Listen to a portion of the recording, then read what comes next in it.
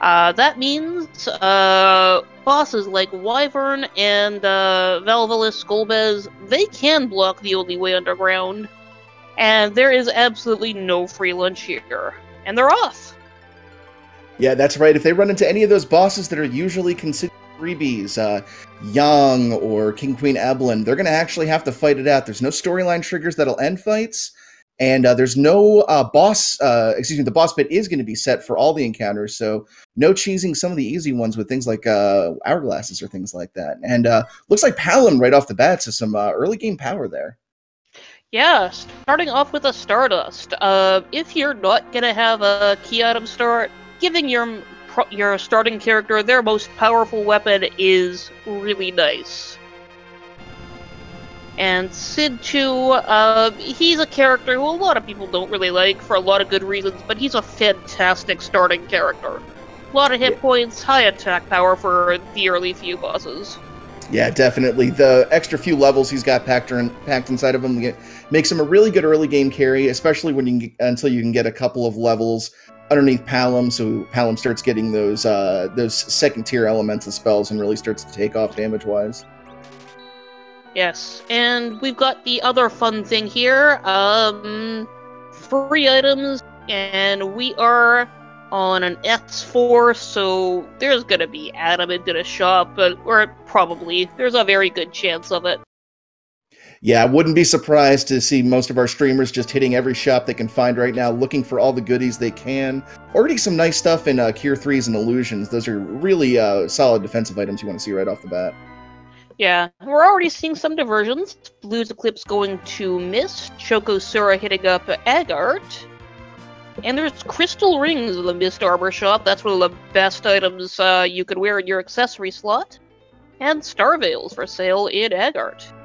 Yeah, it's a lot of value there in Agart. So, excuse me, no, that was Mist has the silver, but yeah, the Star Veils in Agart definitely going to be useful if they run into some of those early game problem bosses like Wyvern or Golbez. Since we do not have the protection of those bosses not blocking progress, so definitely good to find those early. Yeah, and Rex Raoul finding Soma drops for free in Kaipo. Not as important as or game-breaking as the apples, but very nice to have when it comes to a character like Palom who, especially early on, might run low. Right, and not sure where he picked it up. I did see in Blues Eclipse's equipment there for Palom picking up a Stardust Rod. That's an excellent item.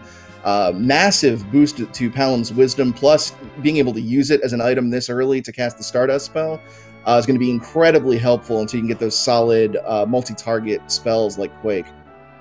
The Stardust Rod they did start with, so everybody's got one of those. Everybody's going to be able to use that to kickstart everything, and then, yeah, just boost those spells.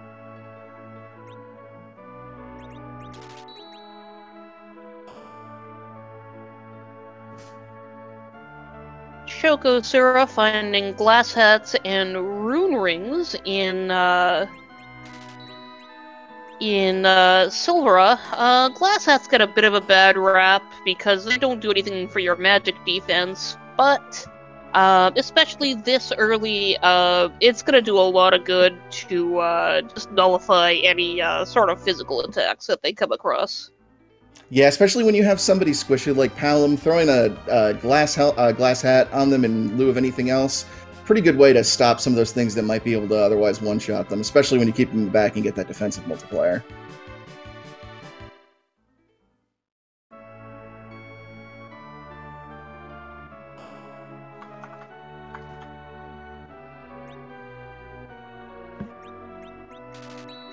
Alright, and I see we do have our layout updated with our flags. We've been over most of them pretty much.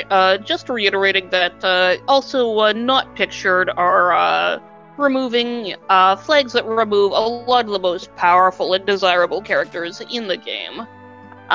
In this case, specifically, we're not going to be seeing Kain, Rosa, Edge, or Fusoya.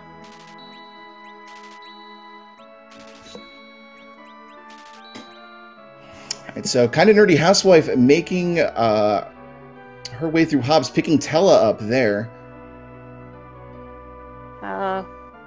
I mean, with those Soma drops, he'll actually be able to put in a fair bit of work. And I see Chokosura found Artemis bows for sale in Fabul, and there's some silver apples there as well. We'll see if people start going to town on those. Yeah, one of the more interesting parts about having free items and Shop 4 is access to those apples that can just boost everyone's HP up to 10,000 HP, essentially. Of course, it takes a lot of time in the menus to actually distribute all of those apples, so people probably wanting to wait until they get the gold apples to do it twice as fast, and wait until they actually need the health to actually do it, because you can spend several minutes in there just stuffing apples down everyone's face. Yeah, and I mean, on a shorter expected seed, it can be a bit hard to decide when exactly you want to do that or how far you want to go, just because that's time you're not necessarily going to have. But in a seed like this, where it is going to be longer because you're going to be spending a long time looking for those key items, the other question too is going to be, the time will be made up, but you're also going to be gaining levels on those characters, so you need to decide for yourself how far you want to go. Right, precisely. And that's one of the things that's going to be hard to decide, because with so many options available for key item locations, and with this K3 based flag set, you could stumble upon what you need right away, or you could be searching all over the place, well into the 1.5-2 hour mark. And yeah, it's really, there's a lot more variability. There's a lot more unknown about how long that's going to take in a situation like this. Looks like a kind of nerdy housewife is going ahead and doing it right now, feeding apples to everyone. Just wants to get that safety right now, and honestly, I can't blame her. Yeah, I mean, since you've got access to them, no reason not to slap at least 1,000 hit points on everybody. And Rex Rule seems to have the same idea there as well.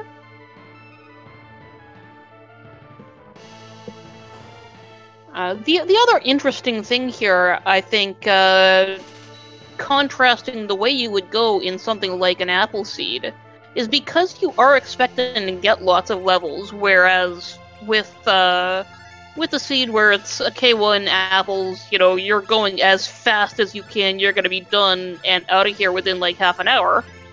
But also in this, you're also looking ahead to the Zero Miss fight, and apple seed methods of fighting Zero are, they're using a lot of spellcasting J items, which those make for a long fight, because you're dealing with a lot of counters. Because you're anticipating levels here, you're expecting your characters to actually be able to do the heavy lifting and fight it out normally. Right, that's a very good point, especially when you're going to be doing all of this questing. All of these options available for getting key items means a lot of them are going to be stuffed with high-level loot. So you might end up with, say a Cecil with a crystal sword that's going to, significantly outdamage somebody using an HP-based spell item over and over, just by virtue of the shorter animation and the quicker attacks being berserk. So yeah, it's definitely a contrast in how you're going to approach that final fight. And looks like finding Baigen in the Antlion spot. This should go pretty quickly, yeah. Just slinging Gaia drums, which will just not quite one-shot him, but very close to it. Yeah, that grin on Sid's face as he used the Gaia drum says everything about how easy this is going to be with those items. Yeah, having those on hand, especially a non-reflectable item like that, is just fantastic. That's a darkness crystal, so this seed may not be as slow as it was originally seeming. Now you're definitely thinking getting those characters up to max HP value, getting those HP-based items, and maybe making a full run of the moon right now.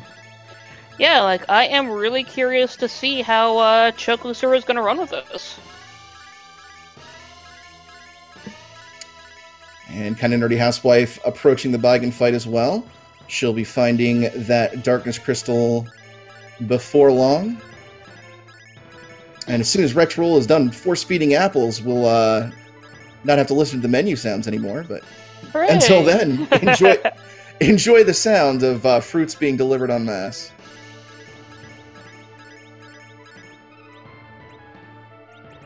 Meanwhile, Blue's Eclipse is finishing off the bowl. I do believe our other Chokusur at least has been there. I'm seeing the spoon checked off on his tracker, so I think that's what we're going to be getting out of this. Which will be very nice if we come across Edward, especially with apples in tow. Yeah, absolutely. Spoon not having its normal utility with Edge not available to toss it. But with this new version of the Free Enterprise Randomizer, we do have that Spoon flag on, which allows the Spoony Bard to fully embrace his namesake and wield that spoon like the ultimate weapon we always knew it was. Yeah, and again, like, having apples, that will pretty much negate the one problem that there really is with using Edward to swing with the spoon, because he'll be able to take a hit. Yeah, not to mention it is just the most cathartic thing possible to finally have Edward in the front line, berserked and attacking Zeromus. It's a pretty nice change of pace from the normal disappointment you have being stuck with them.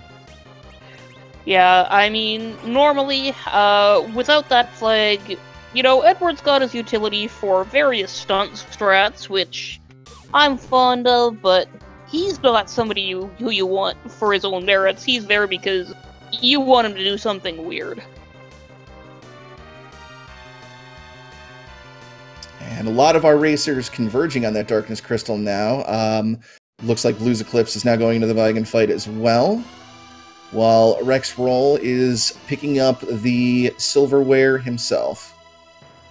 Yeah, and it looks like Kinda Nerdy Housewife is on our way to the moon right now, heading up there before Chokosura is.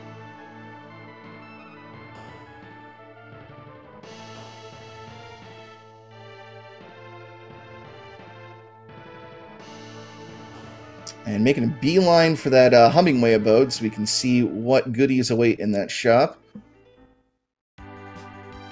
Yeah, we haven't run into a lot of necessities yet in the item shops. And still haven't come up with them, but the ethers will help out.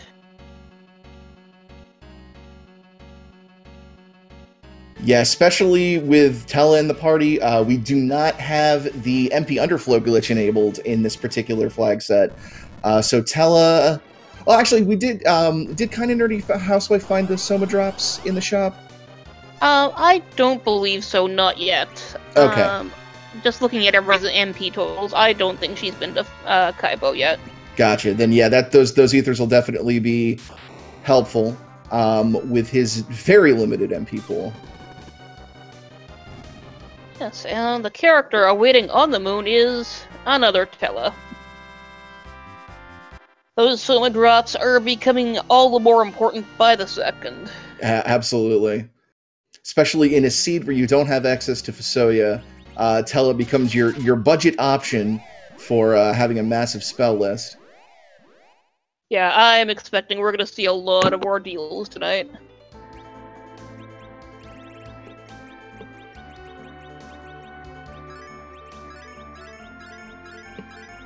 Oh, it's the Song of the Apples once more. More characters means more mouths to feed, in Rex Roll's case. Chokosura skipping the moon right now and going to make the play on Tower of Zot, finds the Flame Dog chest. Let's see if this pays off.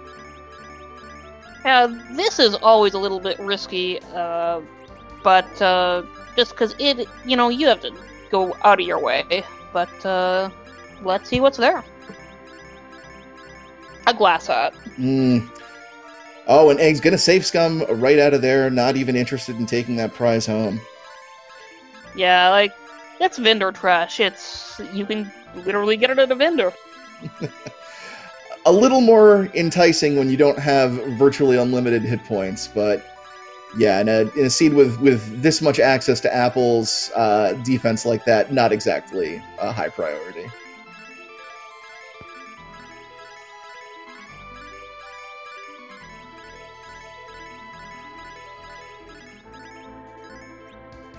And Chokosura is taking on Kainatsu at the Yang spot, and then there's Yang at the Yang spot.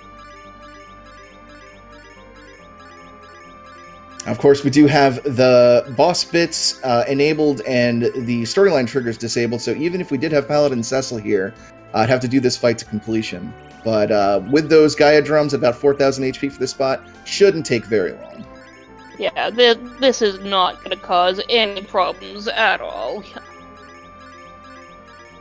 And Palom drops, but no big deal. There's no experience on this slot.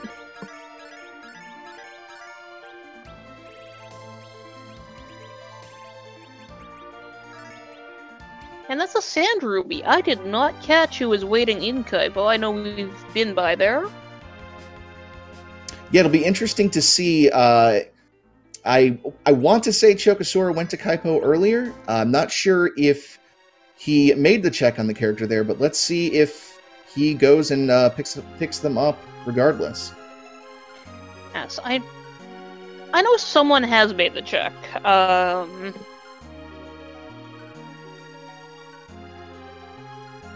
It's like a chat saying it was Sid. Oh, that's okay. Yeah, nothing to get too excited over, but you know. And yeah, it looks like Chokosura not interested in it at all, is going right to Castle Eblin. See, even with that Darkness Crystal, not interested in going to the moon right now. Yeah, he might want levels before doing anything up there.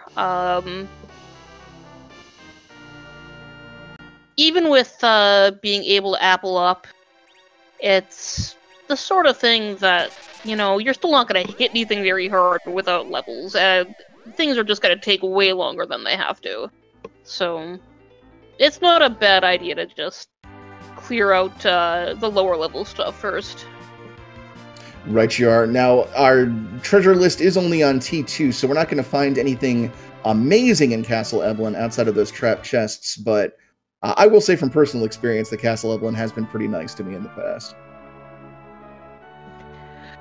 To answer Grey Wolf 0987 in the chat, this flag set does allow duplicate characters.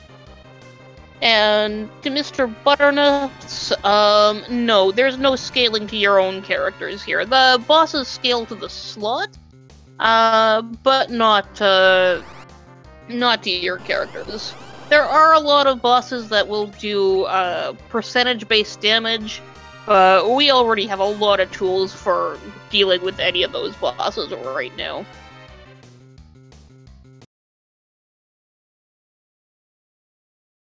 And Rexroll going to pick up his Sand Ruby.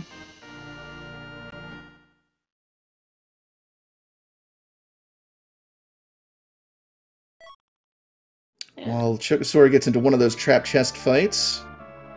See if there's any sort of payoff here.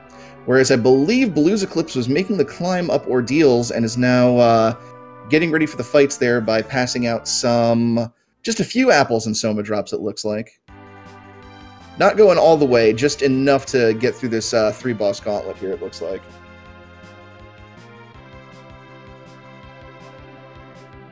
And Baron Guards, it looks like, is the first boss on Ordeals. Ordinarily very cheesable if you have access to Hourglasses, but with the flag set that we have on right now, not able to use that strategy. That being said, should still not be a difficult fight at all with those Gaia drums. Yeah, it is going to be annoying because they will still counter as if you were casting on them, but, you know, it's items. It's not going to be anything more than an annoyance. Yep, 2 drums and they're down. And Chokosura finds the hook in the Eblan Cave, as well as a set of Zeus gauntlets. Eblan Castle. Ooh, Oh, it's Golbez. it is indeed. We're going to see how hungry Shadow is going to be right now. But with access to Star Veils and those Gaia Drums, this shouldn't be too tough. Just a long, annoying slog through this fight as Golbez pontificates endlessly. Yeah, this is one fight here, too, where the extra apples are just going to smooth things over a lot, because he does cast a lot of high-level spells.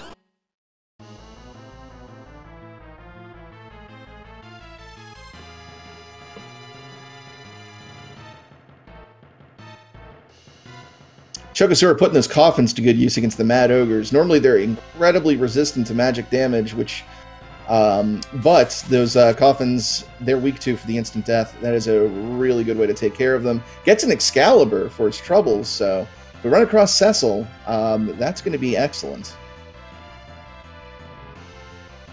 Oh, kind of nerdy housewife decides to take another sip. Why not? I like that play. The more beards, the better. Yeah, and I mean, really, this party just beards and boys. Oh, but she's got a full party. Someone's got to go. Oh, getting rid of one beard for another.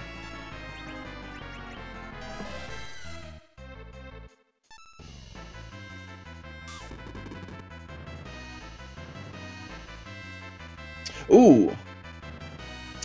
Blue's taking a wipe to Golbez there. Yeah, that is, looks like he's deciding to leave. Might not have the apples for it, because as Rex Raoul is showing, enough apples will absolutely power through that fight. And yes, to answer Liddell in chat, yes, the life glitch is still available with the current flags. It is the only glitch right now that is enabled. With the new version of Free Enterprise, the glitches are disabled by default, and then they can be individually turned on. That GL flag is what turns that on. And that's an adamant armor at the top of ordeals. Not a key item, but who cares? Meanwhile, the Earth Crystal in Evelyn Castle. So yeah, definitely a good place to check there for Chocosaurus. So now Chocosaurus has access to the moon and the underground if he wants to go through that way. So a lot of options available to him now. Yeah, just doing a couple quick mischecks, finds the CPU waiting at the waterfall, which, good, that's taking it out of circulation, very annoying circulation. Yeah, there are some high HP spots where that CPU fight can be an extreme annoyance. Definitely good to see it in one of those spots where it does not need to be dealt with in any way, shape, or form. Yeah, and he's just grabbing the hovercraft, so it looks like he is prioritizing going underground.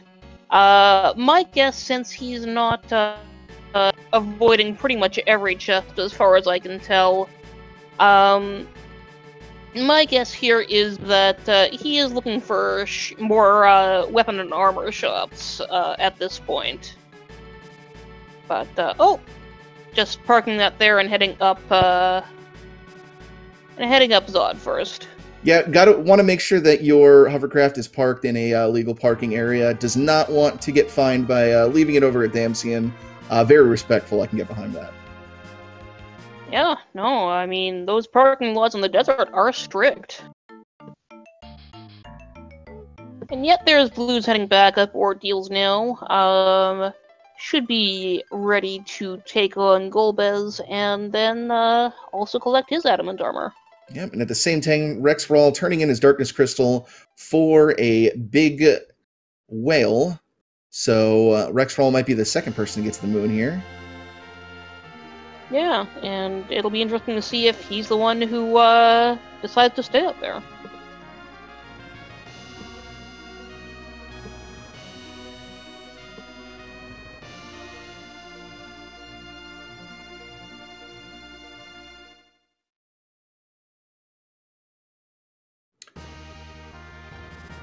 Looks like Kinda Nerdy Housewife is going to go make the Ordeals play herself.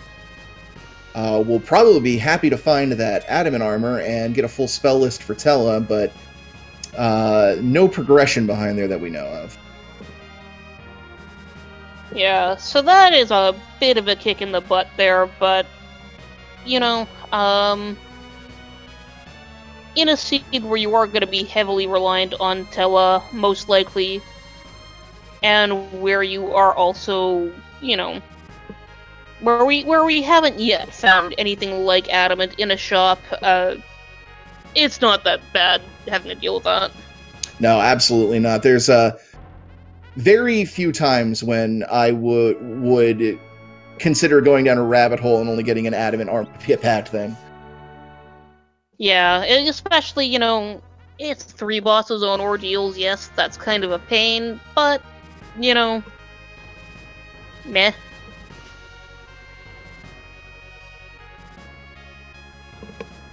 Rexroll going into the Lunar Palace, going to be gifted with another old man here shortly.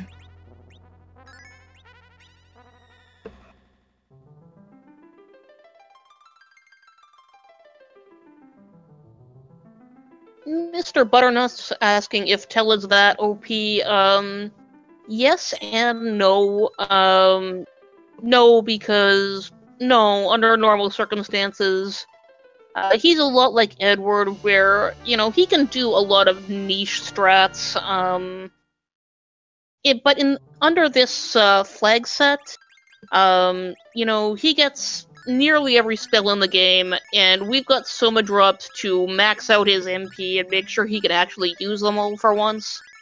And we've also got a lot of apples, as we are hearing once again, and that obviates the problem of his awful hit point pool. Right, not to mention the easy access to a lot of high-end gear from the S4 flag and shops can counteract a lot of his issues with having low stats. With Fusoya not available, Tella under these circumstances makes a decent enough substitute. And yeah. Edward and Tella are your characters in Zot today. Chokosura already with the spoon. It's one of those rare circumstances where you got to be actually really excited to find the bard. Yeah, like, I would be thrilled to see him under that circumstance. Slapping that spoon right on there. Let's get this boy up and running. And moving into the back row, which he comes back row glitched from the Dreamer Harp, which is an interesting item. In the original Japanese version, it was not back row okay, but in the English translation, they made it work from the back row. So, you know, anything he does from the back row now will be treated as if he was in the front. Yeah, for those not familiar with it, one of the interesting programming oversights in Final Fantasy IV is certain items, certain weapons are back row okay, which means they do their full damage from the back row that they would from the front row. The game will put that flag on a character when you equip a back row okay weapon, but there's no... the game will never actually remove that flag when you take the weapon off. So if you've ever touched a ranged weapon in your life in this game, then you're technically doing ranged attacks for the rest of your life. Yep, literally, like, if you're doing it in the character menu, all you need to do, literally just equip it, and then you don't need to even go to another menu. If you're doing it in combat, you do need to take a swing with it just for the bits to get set appropriately in the first place. But otherwise, yeah, you are good to go. Chokosura taking down Plague very, very quickly. No odd strats needed there to deal with the death sentence status on them. Takes it down by the time he gets to 4 with those bow attacks, which do effective damage to Plague, being a flying type enemy. Yeah, that's no trouble there. That's a very nice spot to see Plague. It's not a lot of hit points. And as we've seen, very easy to take down. And we'll see what he gets for his efforts in Tower of Zot. Just a Ninja Star, which does nothing for him since you don't have an edge to yeet it. We can't even sell it because everything is free. He can put it on his mantle back at home as a sweet little relic, and whenever anyone comes over, he can make up a story about how he was ambushed by ninjas, and that was his trophy for it.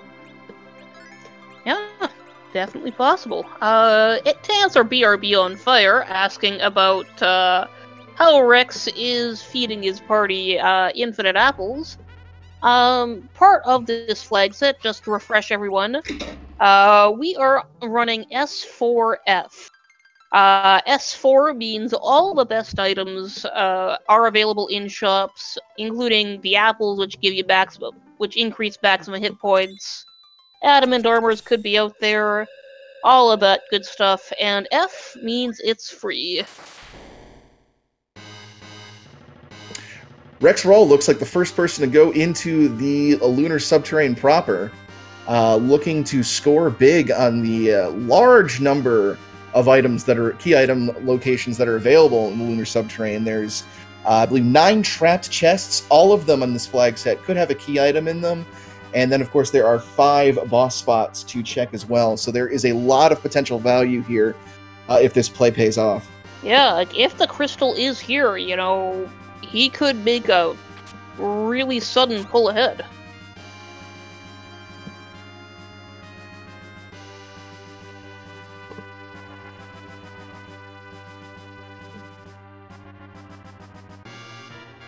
Making a check on the Pale Dim spot here.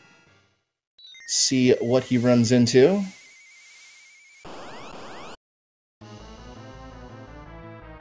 Mylon Z, very straightforward fight here. And based on those HP totals, shouldn't have much trouble taking it down. Yeah, this should be pretty straightforward. He's gonna take a lot of damage because his levels and equipment, his armor isn't great. But, someone forgot that, blizzards are not the element to use on Mylon Z. He's immune to cold. Yeah, he is one of your traditional Final Fantasy undead bosses that hates fire. We've got those big bombs, but those don't do HP-based damage. I believe it is the fire bombs, I believe is the name of the item that does the HP-based damage. Yes, I think that's the one.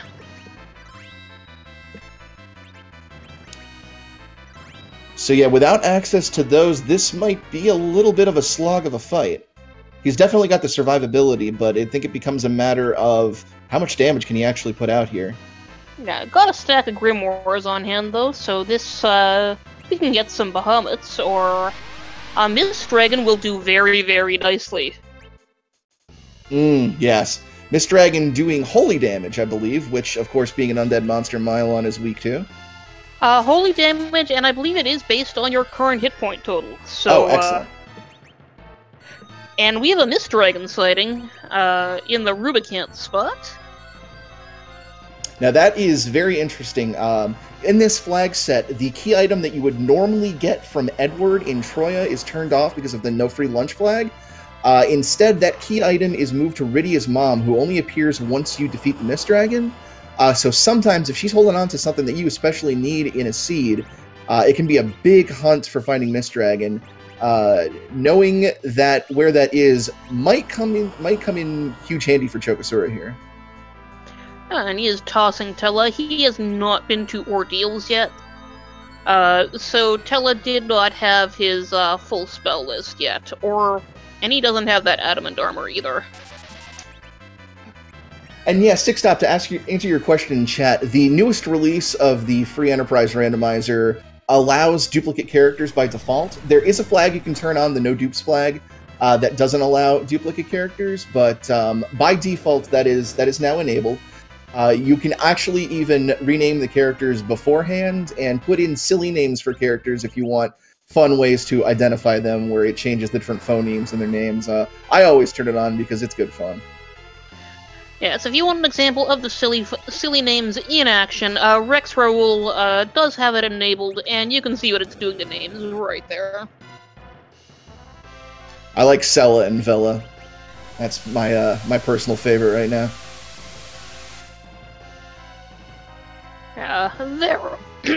They're all fun. I mean, how can you play favorites? That would be like, you know, choosing your favorite child. Right, you go with the child with the sillier name. That's true. So yeah, Rexroll is going to continue his Eidolon roulette, trying to get the correct ones there. Looks like Blue Eclipse is making the play on Castle Evelyn right now, and is going to be treated to a wealth of key items for his efforts there. Yeah, I mean, so far that is where we know progress to be, so it's a good call on his part. Chokosura finding that Mad Ogre chest in Upper Babel, and will be quickly approaching the two bosses that stand between him and the Underworld. Meanwhile, Mylon's egg goes down, and just showers levels down on his party, like the undead XP pinata that he is. And all that for a light sword. Well, we haven't seen hide nor hair of Cecil yet, and we already know that there's relatively easy access to an Excalibur, so that greatly diminishes that reward right there. Yeah, like, even under more normal flag sets, the light sword is, you know, it's mostly noted for its high sell value.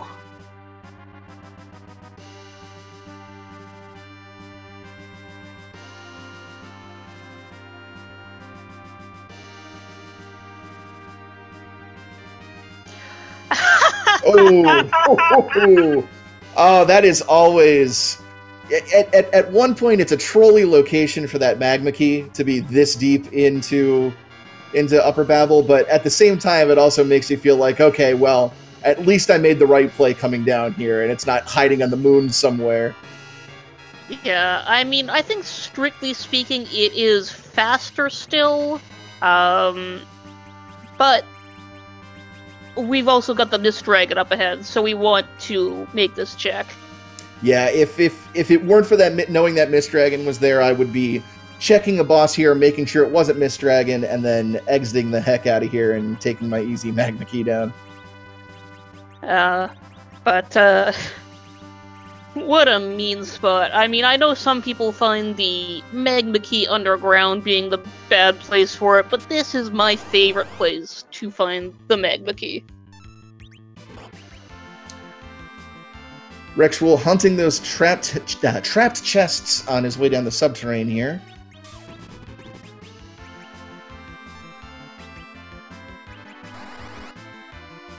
Getting the Quake Kid quaking.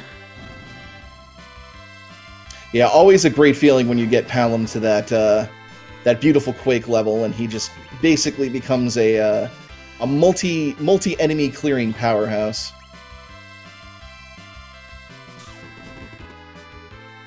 Yeah, it's hard to go wrong with Palom, and that chest goes down. Meanwhile, Blue's Eclipse is going through Zot, gonna be very happy to get on Edward shortly. Just a samurai helm in that chest, so haven't found anything particularly wonderful on the moon yet, but there is still a lot of checks left to make there. Yes, and you know what? This is also gonna do a lot of good for his levels, which isn't necessarily, you know, not gonna give him hit points at this point, but it is gonna increase all of the damage he does. Yeah, level being a very important factor in a lot of characters' damage multipliers, so especially at this point when your survivability is basically guaranteed, you want to start ramping up that damage as much as possible so you can start winning these fights quicker and quicker. Yeah, because as we've seen here, the item route, you know, it works, but it's not very fast. And Chokosura has pulled the Mist Dragon. I don't expect him to lose here. It's not a difficult fight, but he's going to be here for a while. So a lot of hit points on this slot, but ooh. I really like the play here, taking the opportunity while Mist Dragon is in its counterattack form to bluff up his Paloms. It's a really smart call because you can't do anything during that time anyway. Might as well make it so you're going to hit him even harder when it finally goes back into dragon form. Yeah, that's a really nice move on his part. Bluff is, of course, one of the only good J abilities. But what it does is it adds effective intelligence to Palom, which is what is used in damage calculations. And so every time that dragon turns to mist, those quakes are going to be more powerful next time she changes back.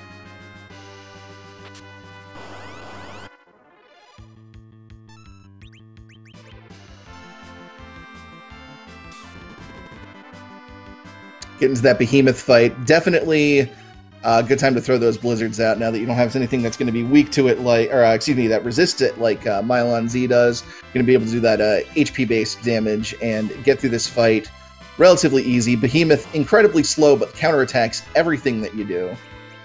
So the harder you can hit them, the better. Yeah, so this is really where the hit point items shine.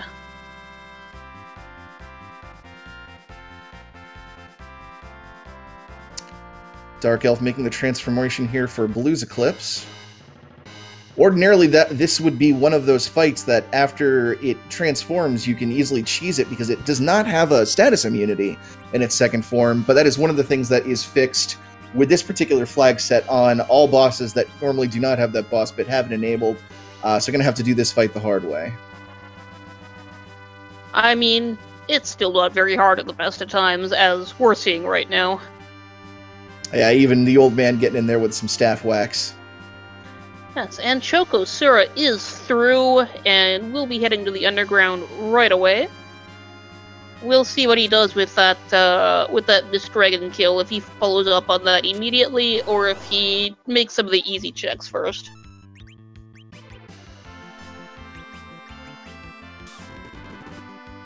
Kind of nerdy housewife getting her hands on her Excalibur.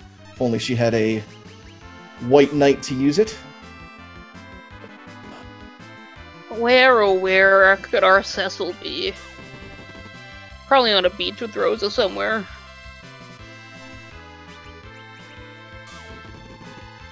I don't know, if Cecil doesn't strike me as a beach guy. Kind of pale skin, sand gets all up in the armor. Yeah, I mean, he could hate sand. It gets everywhere. It's so coarse and rough and irritating.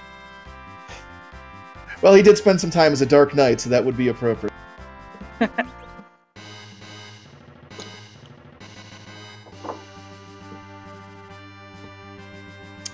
Rexroll heading to the Dwarven Castle first. That would be a Chokosura. Oh, excuse me, Chokosura. My mistake. Rexroll, in fact, not finding any Dwarven castles on the moon. I mean, that is one thing we haven't seen in a Final Fantasy yet. That might be an interesting avenue. He did find some dragons in a box.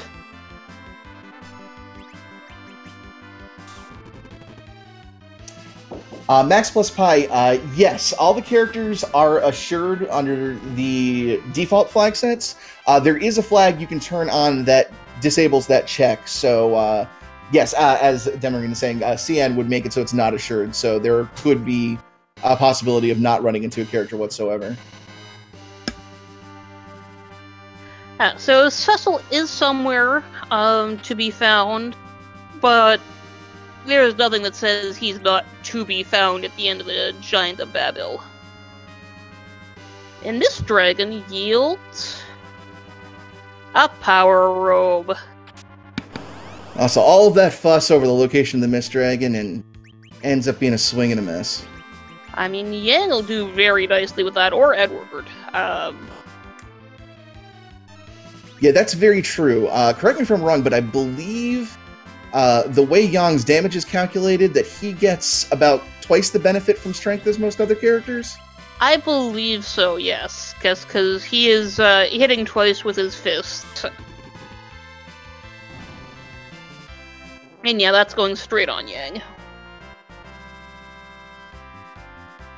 Yeah, one of the great benefits for Yang, especially in a seed like this, is he's a character that you don't necessarily need to get great equipment for him to perform well in the endgame. Just by virtue of getting levels under his belt, his damage is going to start to skyrocket as you get higher and higher in levels. So definitely someone you want to have with you that's going to guarantee to contribute at least somewhat in your final Z fight. Yeah, because again, we do not want to have to rely on items for that. That just turns the fight into a slog.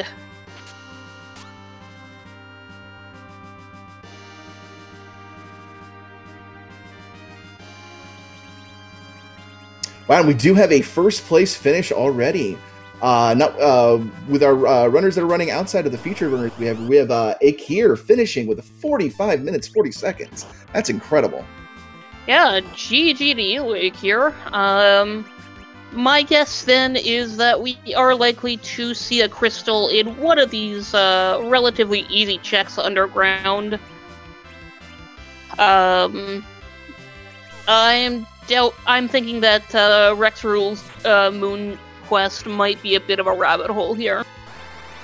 It might be, unless, since I know it's popular for a lot of runners to immediately head to the bottom of the lunar subterrane, since you can get a lot of chests there for some quick boss kills. I know the spot where you normally fight the D-Lunars has 2 chests there. So the moon might be the play if it's just starting from the other end, but we'll see soon enough. Yeah, it's very possible. Either way, I think whatever and wherever this crystal is, it's gonna be somewhere where it's easy to get in and out of quickly. But because we got that darkness crystal so early, that does not rule out the moon.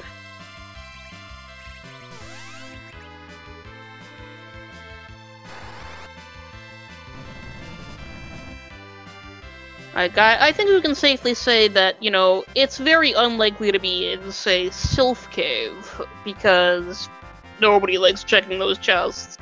No, indeed. All right, we got the first boss of Dwarf Castle down over on Chokosura's screen. About to find out who our Dwarf Castle character is. There's Cecil. Hey, he was hiding out with the dwarves the entire time. Now, Chokosura has not done Mount Ordeals yet, so that's still Dark Knight Cecil. Not an amazing character to have, but Chokosura's been to Eblin Castle. He's got that Excalibur, so he's thinking, yeah, I definitely want to take him, and I want to make him a paladin so he can be a major factor in my damage here. There's that possibility, or you know, he could want the anchor. That's also true. We do have the agility agnostic flag on. Normally, the game will always calculate what's known as relative agility, basically how fast the ATB moves, based on Cecil's agility. What the agility agnostic flag does is untie that to Cecil, and whoever is in the middle spot of your party becomes the basis of that calculation. Chokosura, though, safe scumming out of Dwarf Castle, doesn't want anything to do with it, and is just moving on to directly he's gonna do Ordeals first. Interesting play here. Because, of course, you know, if he slaps that Excalibur on Cecil mid-fight, that's going to be much, much faster to go through that gauntlet. Yeah, absolutely. Looks like we have a little hiccup over on Rex Rawls' screen. Get that fixed as soon as we can here.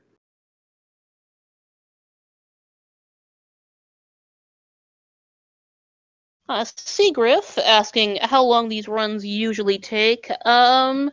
For this flag set, it's hard to say because we've got a lot of complicating factors. We've got things that really speed things up, like the free shops, the free really good shops. But we've got a slower flag set with the key item distribution. Because we've already got a finish, you know, my guess is we're probably going to be here about 2 hours overall. And thank you, Tifa's Revenge, for the 200 bits going to Speed Gaming 3, of course. Cheering on Rex Rawl, who seems to be having a little bit of a technical hiccup. Hopefully get him back into this race as soon as possible.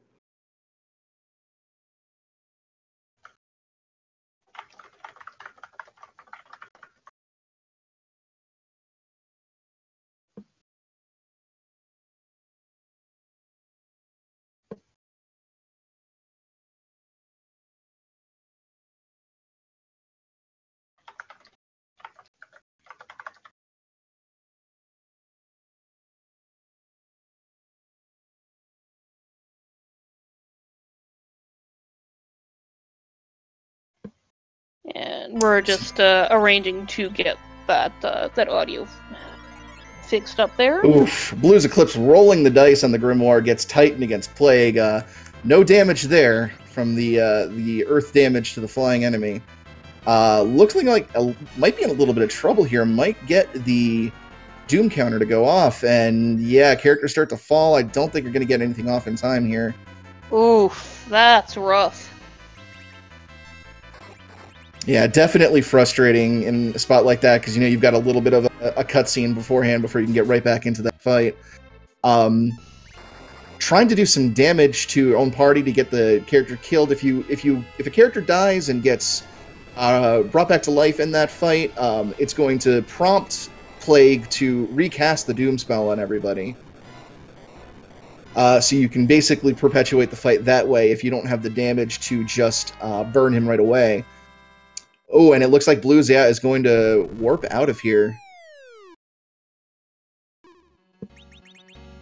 Yeah, it's an interesting reminder that, yes, while you can't exit out of here, the warp spell does work if for whatever reason you need to walk out of Zod.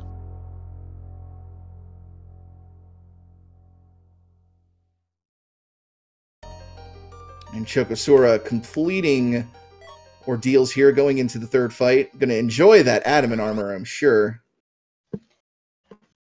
Yeah, and my guess is we're going to see him head straight back to Dwarf Castle and just steamroll that gauntlet.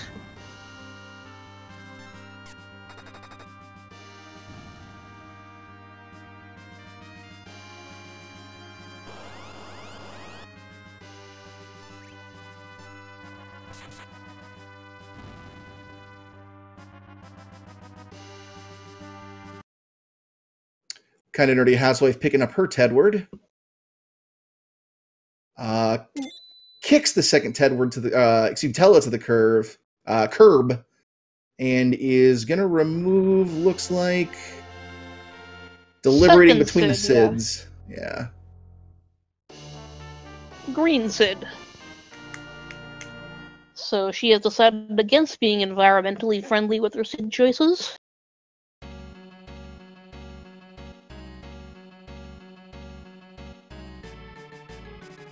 So just a quick update. Rexbrawl looks like his internet went down.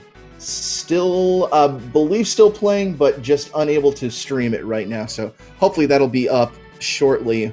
We'll just have to be watching the other runners until that happens. Yes, and as we get updates, we will certainly let you know.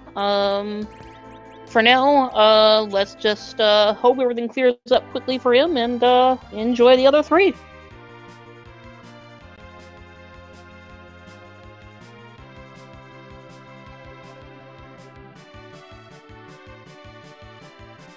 And yes, as expected, Chokosura is heading straight back over to Dwarf Castle. Yeah, I don't disagree with this play at all. Of course, I am personally biased, being an immense fan of Paladins. I love any time I get to bring Paladin Cecil into the fray. But especially when you're looking for that kind of reliable, quick, berserkable damage, you can't really go much. You can't really go wrong with a Cecil when you've got one of those two big weapons like Excalibur or Crystal in your hands. Yeah, like I'm totally with you there. I don't think it's ever really a bad decision to go a little bit out of your way to get a Paladin Cecil in your party, especially under circumstances like these. He has Excalibur. He has an adamant armor now. He's gonna wreck face. Kind of nerdy housewife going against Plague, gets it just in time, down to 2 on the death sentence counter. So great job there. And all that just for a Ninja Star and a Spoonie Bar, which will actually be quite useful. Oh, we're ditching Yang, which, fair enough, with an item-driven power on these characters, I'm okay with that. We're not really expecting to get to the levels that would really fully power up Yang. Yeah, it's a very good point. Especially when you've got Sid there, can act as a good anchor. You got your Palams that have phenomenal damage just already in their kit. You've got Cecil with Excalibur. You've got Edward with the Spoon. Yang's a really good late game character, but I think that's the right play to make to get rid of him to fit Cecil in the party here. Yeah, I am liking this party a lot, actually. I see Demarine here, who is probably in chat, who is probably cringing at, liking a party without any sort of white mages, but, we don't need any healing with this party. And a boatload of elixirs. Yeah, healing becomes a little bit brain dead when you have virtually access to elixirs.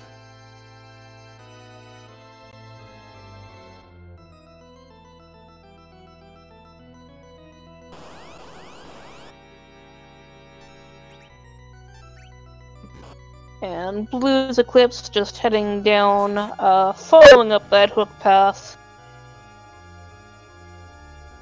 And we know, based on where the magma key is, that this is the right play to make to get underground, assuming that is where the crystal is, since that magma key is going to be on the way underground anyway. Yep, and the question will just be if he decides to escape out immediately, or follow up on that Mist Dragon. Right, yeah, we know that the Mist Dragon is not really worthwhile here, but you'd be hard pressed to find somebody who'd be willing to gamble on the, I don't need to take the Mist Dragon down.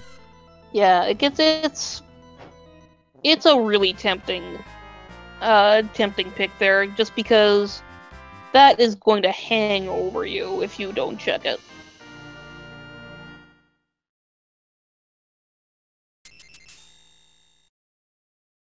And Cecil officially joins Chokosura's party, and oh no, the disembodied hand of like 16 different monsters. Yeah, it doesn't matter how many HP you have, how many apples you have, nobody is fast enough to stop that slowly crawling hand.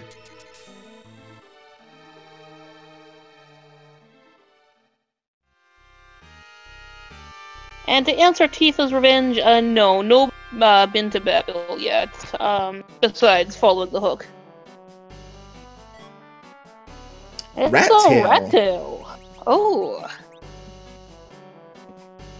So that'll be interesting to see if Chokosura wants to immediately chase that. It's a relatively quick check, or if he wants to poke around more in the underworld before going to turn that in. Yeah, and he's just gonna do that right now. Yeah, don't blame him right now, especially if he's looking at the IRC channel and seeing that someone's already finished. He's probably thinking to himself, I got to make as many quick key item checks as I can, see if I can get that crystal and get this seed over with. Yeah, like we're gonna be making quick checks here, I think. Oh.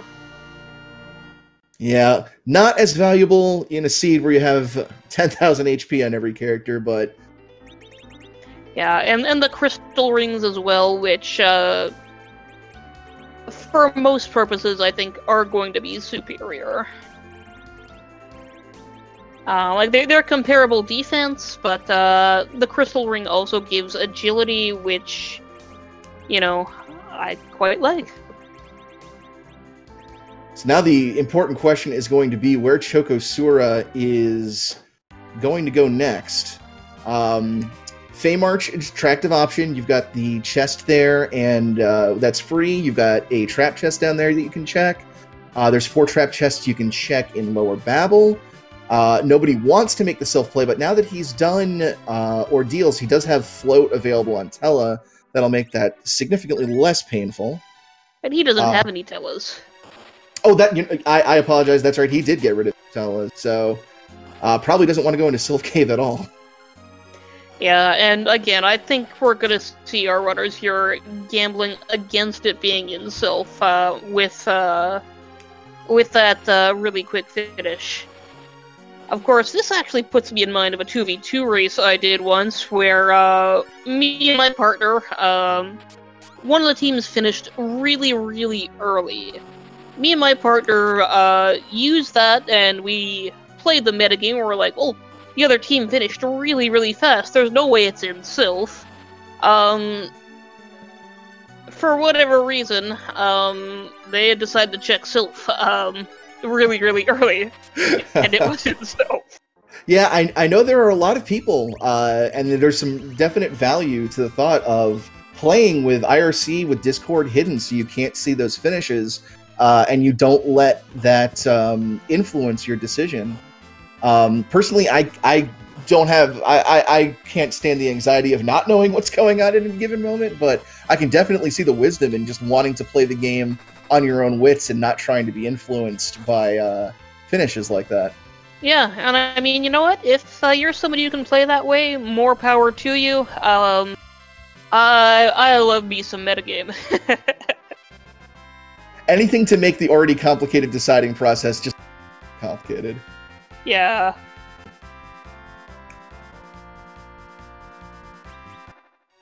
And as if we hadn't seen enough apples, that's what's in the trap chest in the Feymarch today. Yeah, I mean, you know, this will keep the rampaging doctors away for many, many days. Well, that might explain why we haven't seen any white mages here yet. Yeah, that's true.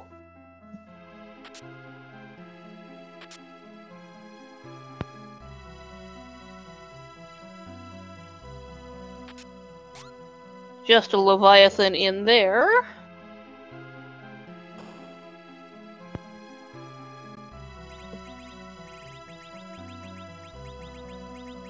And it looks like Chukasura is going to do a little bit of inventory fantasy for here.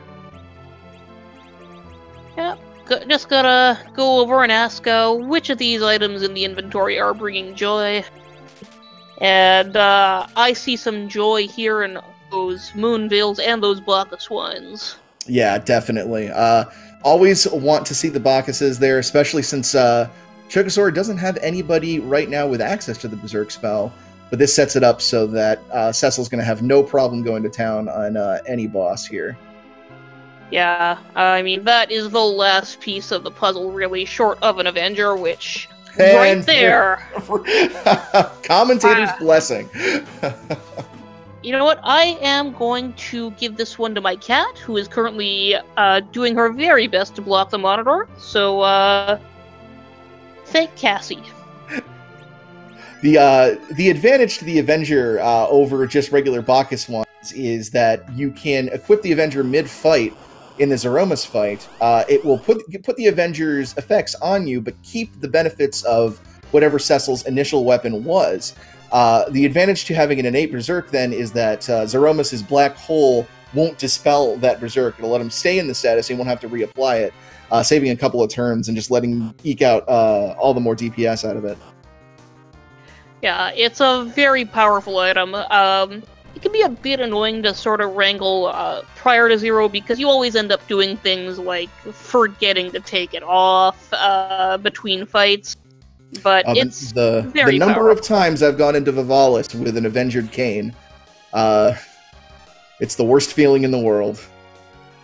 Yeah, or pretty much any of those fights where it counters Lunar Dragons walking into that with an Avenger on.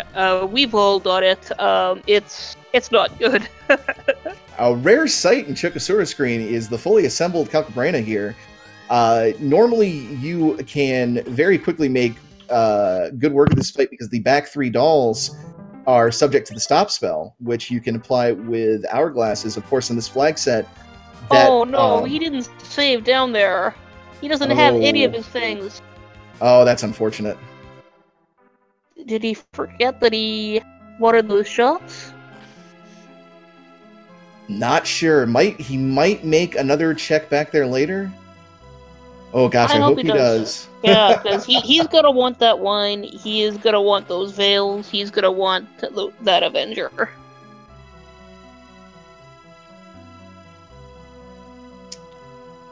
And that was just some bad RNG too, because that killed all but one of those dolls. Yeah, it's really, really just a bad throw of the dice there, unfortunately.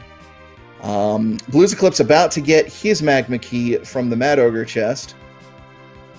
wish there was a webcam on so we could see the reaction of finding that key item there. But that will get him very close to the end of his journey to the underworld. Meanwhile, kind of nerdy housewife going through Evelyn Cave and about to start her own descent into the underworld.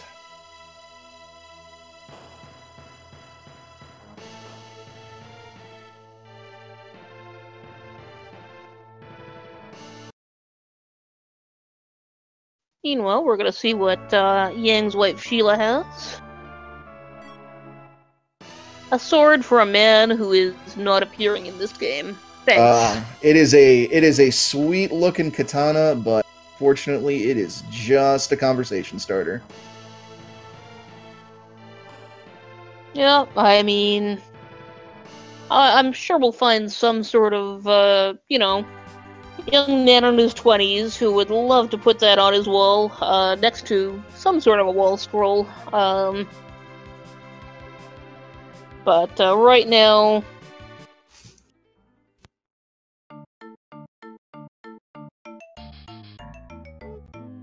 Oh yeah, we are going back to the Feyboard on Chokusura's screen. And Blue's Eclipse has his magma key. Decided to stay in there to do the dragon. Can't blame the decision, unfortunately, but hopefully won't take too long to get through this fight.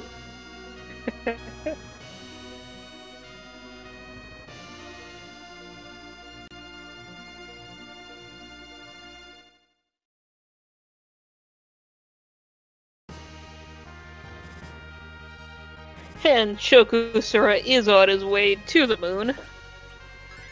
Meanwhile, Questifer Warkin finishing in second place with a official SRL time of 1 hour, 4 minutes, 56 seconds. Congratulations. GG to you. Yeah, this has me really curious where this crystal is now. Yeah, from these very early finishes, one would think it would be in an easily accessible spot, but we've seen some of those easy checks and haven't found anything of the sort. Oh gosh, I hope it's hairdryers. Oh, do you think it could be? Something that early? That's very possible. It looks like Chokusura accidentally reset his timer there. It's a bold strategy, but I don't think that's going to count for his actual official time. I mean, we'll need to go to the rule books on that one.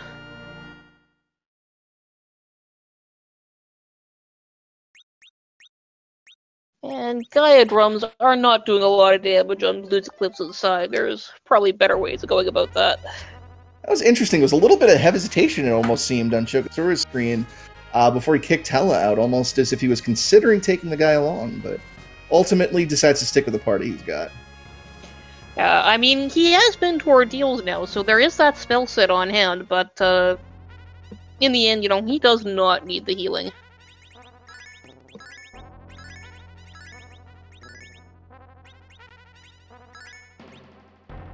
But that being said, correct me if I'm wrong, but he still did back out of the Feymarch and doesn't have access to those Bacchus ones, so taking Tella could at least give him access to Berserk, if nothing else.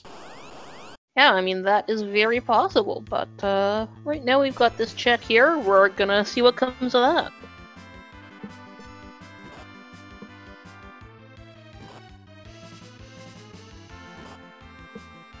And Rumblefish finishing third. The SRL time of 1:09:30. GG Rumblefish. Oh, very nice to see some of these names coming up as early finishes. They're not, you know, they're all good racers, but they're not people who normally finish in the top 3. Oh, just a Bahamut from the hairdryers. But yeah, it really goes to show just how dynamic Free Enterprise really is as a racing game. Anybody has the potential to come in here and with the right set of plays, you know, walk away. People do consistently win that are very good at the game, but there's nothing stopping anybody from just picking this up and if they know what they're doing, put together a winning route.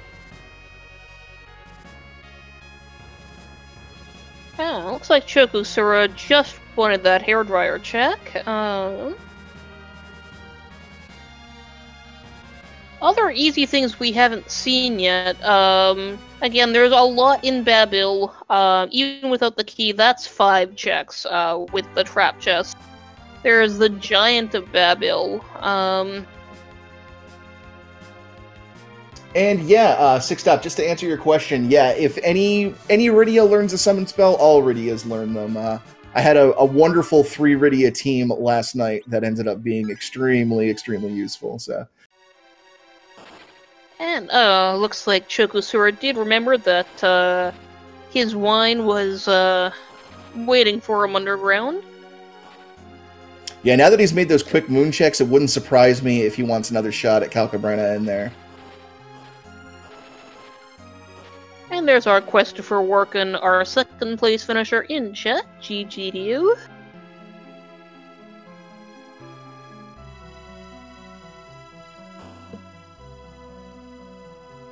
Kinda nerdy housewife pulling into D-Mist right now.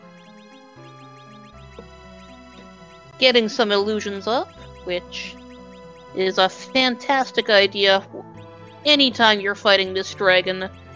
She only does physical attacks, so anything that will nullify those is the way to go. Yeah, especially since you've got all of that downtime when she's in her counterattack form. If you've got nothing better to do, might as well throw those illusions out and make the attackable form a lot more bearable. And Chokusura is not saving again before going into Calcabrina. No turning back. I like the boldness.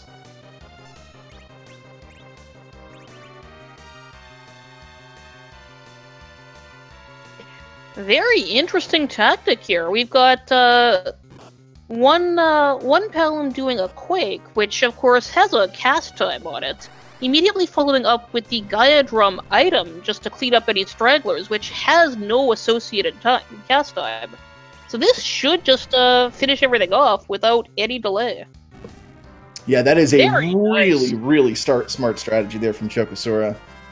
Just, knowing those little intricacies of the battle system and how you can abuse it like that. Really, really good stuff. All that for charm arrows. Yeah, you wish it was a better reward for that kind of play. But, we got to see a really neat tactic you don't get to see very often, so we, the audience, are the winners there. Yeah, it's one of those real esoteric mechanics that Final Fantasy IV has, that spells that are cast by characters generally have charge times associated with them, and more powerful spells generally taking longer to cast than weaker ones. It's one of those things that even though the ATB system that debuted in this game became sort of a staple of the series, we never really saw charge time again, so it's kind of one of those things that's like wholly unique to this game. Yeah, I mean, and once you really get acquainted with the mechanics of the game, you understand why charge time never came back until its brief resurgence in Final Fantasy Tactics. But yeah, right. There's a reason why you're not going to see many people casting the Tier 3 elemental spells. Yeah, it takes forever. Meanwhile, Bahamut X99 with a 4th place finish in an SRL time of 1 hour, 13 minutes, 53 seconds. GG Bahamut. It was an excellent time. And you are right, Demarine, in chat as well, that charge time did exist in Final Fantasy X, but that was also not an ATB. There's a tower key inside the tower.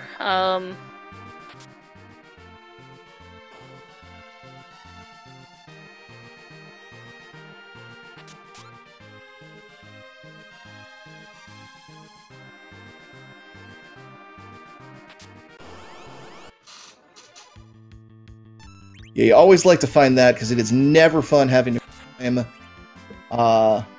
climb the tower without that key.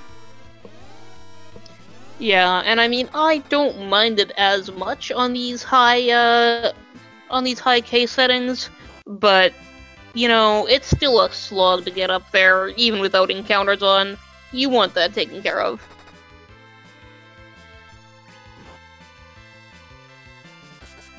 That ends up being a deciding factor in a lot of these, K3, K4 runs is the deciding whether or not you want to go into Lower Babel with the tower key or not, because it's a surprisingly high value place with those 4 trap chests. So deciding to make that play can really make or break it. Finding the twin harp there, which could be another potential rabbit hole to go down or not, we'll see eventually, I'm sure. Yeah, I mean, the tower is really interesting as a place, just because it is so sensitive to your key item settings. Like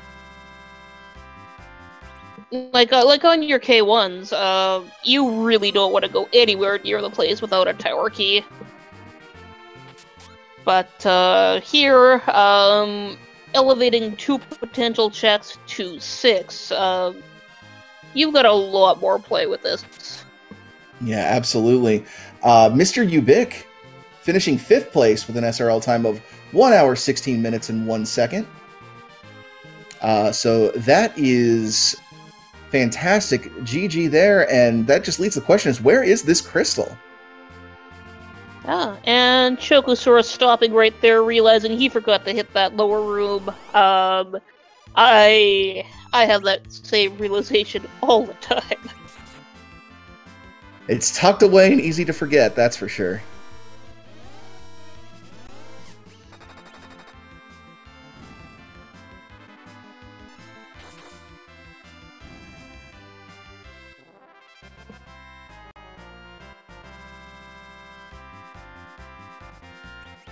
Just a flame whip there.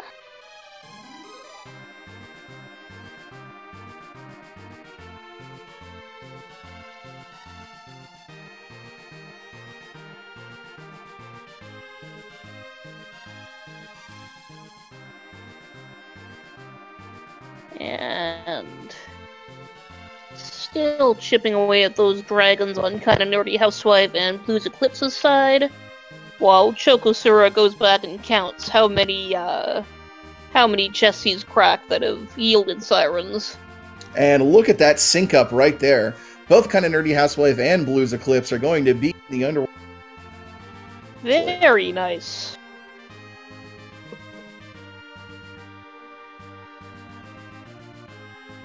Chokosura, you need to move your reset button on your timer.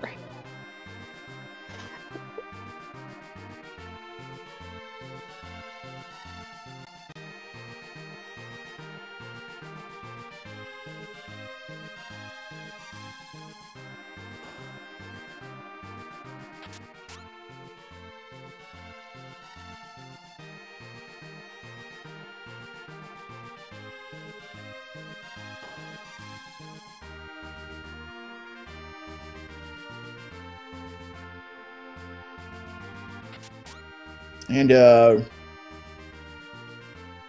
and it does look like Rex Raoul did come back long enough to officially forfeit from the race.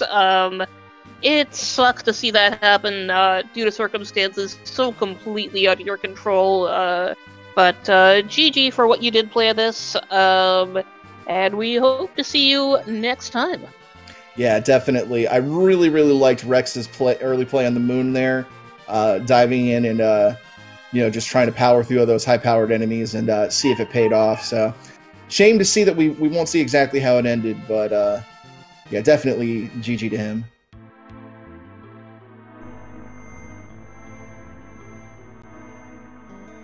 And it looks like it's the 4 elements fight on top of the tower.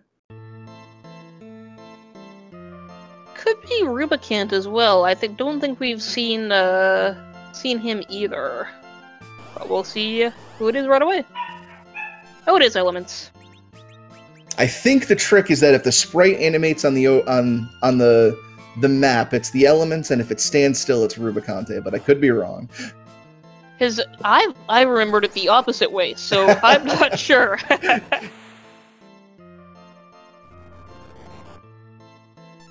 Either way, with Palums and access to The spoon, wow, yeah, 2 shots there, and Rubicante is taken care of. Skipping the health refill trigger there. Very nice, but all that for a legend sword.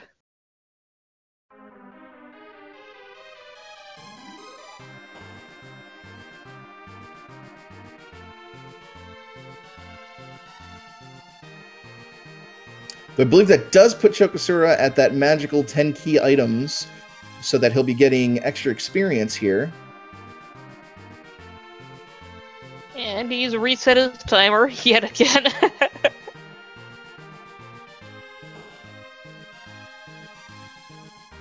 Kind of Nerdy Housewife diving right into Sylph Cave here.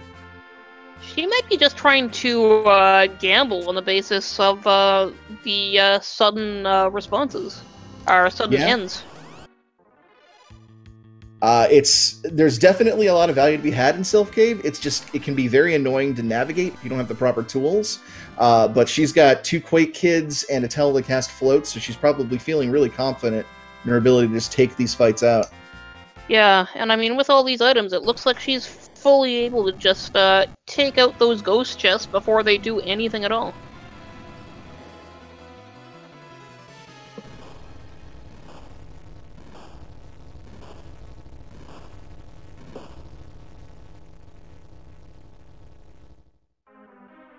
Pokerific suggesting that Chokosura is measuring time between key items, which is a very interesting possibility. We'll have to ask about that once we get him on the mic after.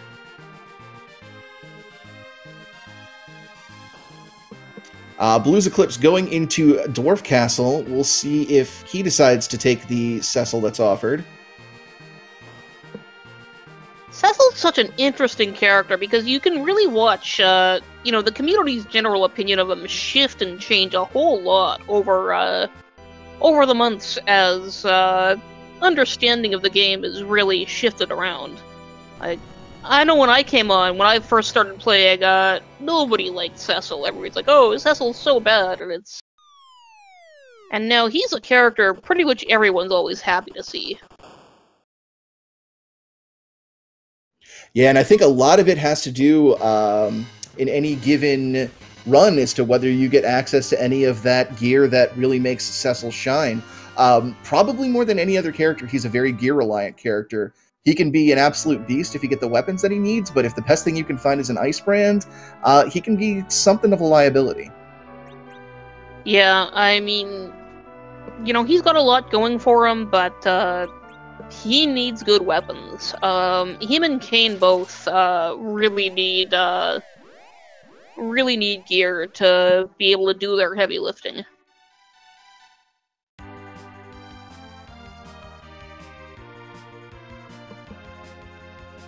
So with the Tower Key just providing a summon spell and no useful key item, it looks like Chokosura is going to make the Sylph Cave play here. Yes, Kinda Nerdy Housewife has found the path there, which will be very nice if the crystal is down here. Yeah, that's definitely good to come across. The treasure tables are set to T2 here, so nothing amazing in untrapped chests here, though 3 random untrapped chests in this flag set do have the pass, which allows instant access to Zeromus. So that's going to be really, really great once it comes time to go to the endgame there.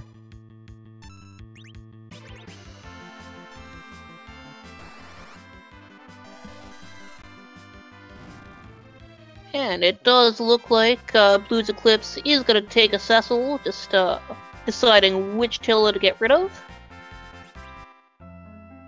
And at this point, it might just be a matter of color coordination.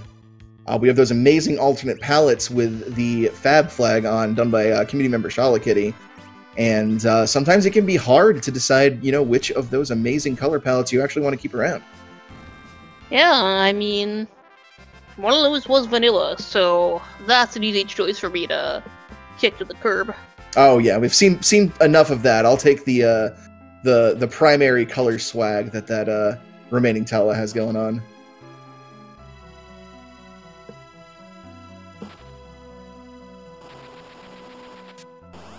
And Chokosura's in the right area to be getting his pass shortly.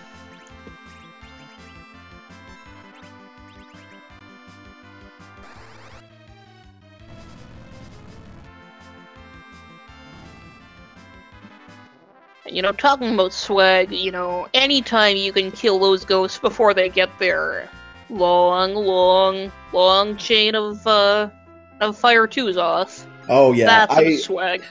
Not something I've gotten to try personally, but I have heard rumblings of people actually finding a use for the goodness, I can't even remember what the J item is called. The mute bell, yes. The mute bell, yes.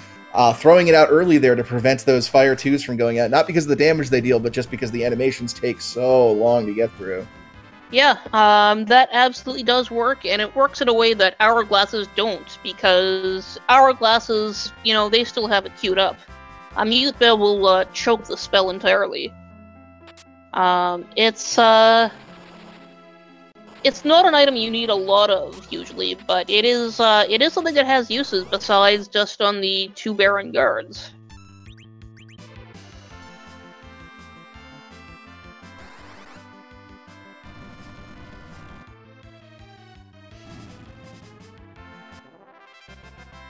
And getting that Quake off before anybody can get toted.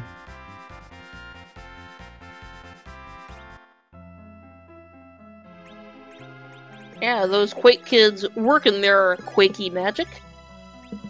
We're almost through the... now we're entirely through the back half check by Kinda Nerdy Housewife. Still nothing to show for it other than that pass. Yeah, and of course, chat is generally concluding that it must be on the moon at this point, and it's definitely looking like that. Yeah, my sense is, poorly honed that they are, want to say that it was on the moon, that Rex Rawl was on the right path here. Yeah, and I mean, that would be fitting, just the way, you know the way ISPs are, wanting to snatch victory away from you.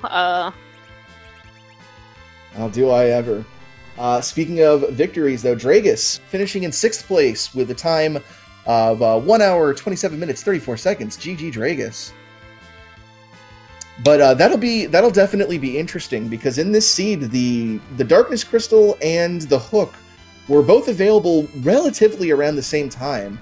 So if it came down to a decision of, well, do I play the Moon or do I play the Underground? And just one of those just being the flat-out correct answer, it'll be interesting to see how many of our racers end up choosing that Moon path and how many went the Underground path instead. Yeah, and it is interesting to see, like, where the divergence is on who's coming in quicker. Like, we're seeing, like, people like Chokosura, who, you know, frequently place well in tournaments, generally going with Common Wisdom to sweep out Earth before really rabbit holing on the moon. Mm-hmm. And, you know, that could be biting up relative to other players who might be more inclined to make gambles. Yeah, absolutely. Personally, I'm hoping Chokosura makes a gamble on that harp, because I want to hear some music, but I don't know about you. Yeah, I mean, come on, Chokosura. You know what the fans want. And Kinda Nerdy Housewife still going through Sylph Cave. I don't believe there are any left on this loop, but we'll see shortly. 2 in the Sylph House, but she might have been counting and gotten to the end of her list, and yeah, it doesn't look like anything was in Sylph Cave. That's really unfortunate. Yeah, and Chokosura walking into... Oh, he's going for a heal first? He did walk into the Cave of Summoned Monsters and just kind of exited out. There is still that evil wall there, and...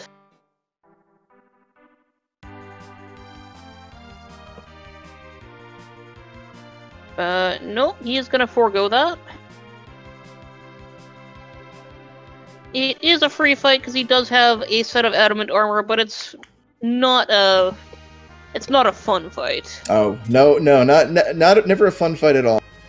I believe he also has Edward, so he could also use hide strats on the evil wall if he wanted to. I don't think it would strictly be necessary, but it would be hilarious. It would be. I don't think you can kill that wolf fast enough with hide strats, but if you slap that adamant armor on Edward, then he can finish the job. That's very true. Kate Sith 2 finishing in 7th place with a SRL time of 1 hour, 30 minutes, and 32 seconds. GG Kate Sith. Yeah, but it looks like now we are gonna see Chokosura hit the moon. Well, kind of nerdy housewife gets her Ginsu knife from Sheila, or will shortly.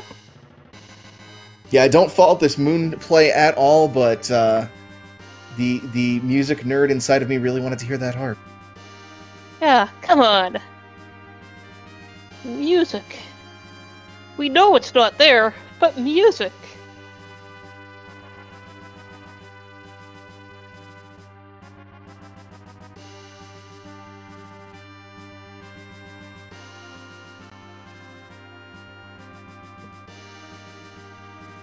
Kind of nerdy housewife getting the Mazamoon. It slices, it dices, it even Julien's fries, but it does not get you access, sadly.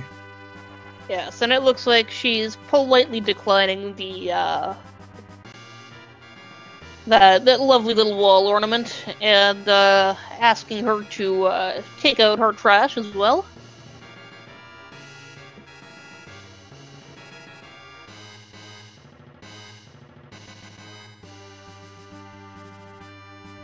And Chokosura doing that play that I mentioned straight to the bottom of the lunar subterranean.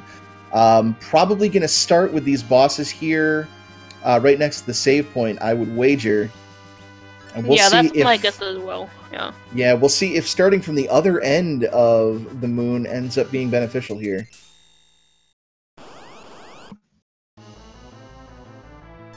Ooh, vanilla D-Lunars.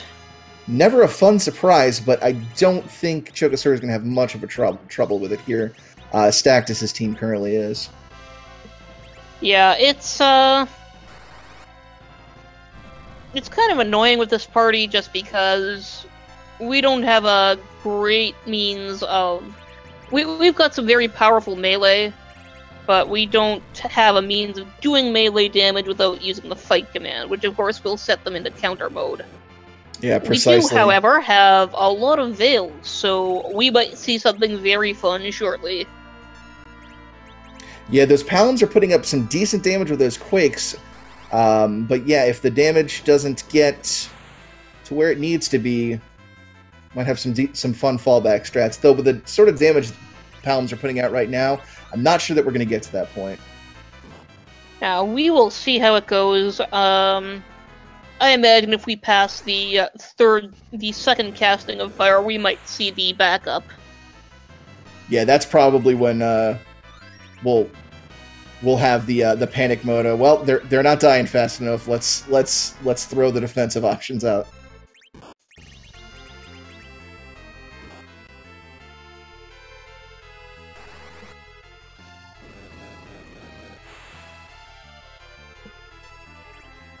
Now, like, it is hard to tell, because this spot does have a lot of hit points, just because... Oh, here come the Here veils. It goes. Like, especially since we do have the moon veils, those are good to swap up early, just because the reflect does seem to last longer than the star veils. And but of course, now they go. Yeah. Sadly, we get denied our... But Chokosura's Why going to don't you want us to be hoppy, Chokosura? Ooh, interesting. Well, if this was V1, we would be in go mode. This is not V1. It is not, and that Baron Key opens up more options. Yeah, like, and I'm not sure I like those options. Right. Especially with this flag set, you know, the Baron Key is 2 potential key item spots instead of just the 1. So the entire time you're doing the lunar subterrane here, you got to be thinking in the back of the mind, I'm not finding anything. Is it in that Baron spot? But we do have Waterhead, which, with our no free lunch settings, is going to be much more annoying than normally. Because we are going to have to actually kill this thing. but it's not going to hit super hard. I don't think the melee here is that bad. Yeah, just a big punching bag full of hit points and not much else. Yeah, and Kinda Nerdy Housewife is going through Cave Bahamut. Finding Odin there. That's the wrong Eidolon. And, well, as everybody knows, the King of All Dragons lifts, and he gives that to his spot. He is hitting like a truck. He still does retain his massive weakness to lightning. Yes, We'll and should be able to crank that out. Silk Web is a very good idea there. And while she's doing that fight, Moon Blazewolf finishing in 9th place with an SRL time of 1 hour, 36 minutes, and 9 seconds. GG to you, sir. That's GG, and oh, Tella's gonna cast a Meteor. Is that gonna come out? This is gonna be tricky. Sword is up, so we'll see how much time we have.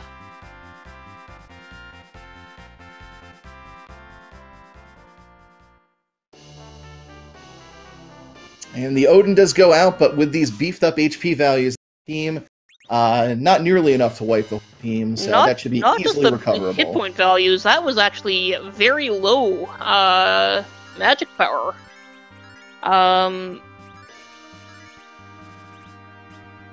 Which is very interesting to see, just because it is a slot that's associated with a magic attack, you know, the Mega Nuke. Yeah, that is very interesting. I don't have the numbers of, but now I'm really curious to see what the values are for this particular spot. Not the lowest. The lowest in the game is, of course, the top of the tower, where Odin will do something like 600 points, but not much better than that. Yeah, and with these elixirs, this is going to be a really easy recovery, so even if they face another Odin sword, it should still be good to go. Yeah, and meanwhile, at the Ogopogo slot, Chokusura is facing off against King Queen Eblan. And down goes Odin. And let's see if the memes become dreams, and there's value at Cave Bahamut. There is not.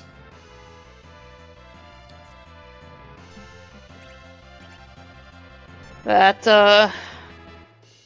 the opposite of value. The Charm Claw is, of course, Yang's worst claw. It has terrible accuracy. And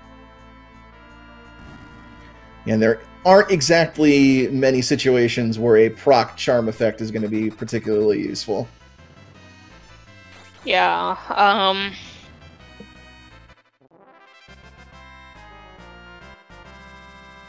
like, I believe there are cases where it will hit for quad damage on some things, but... Zoot's Gauntlet. Yeah.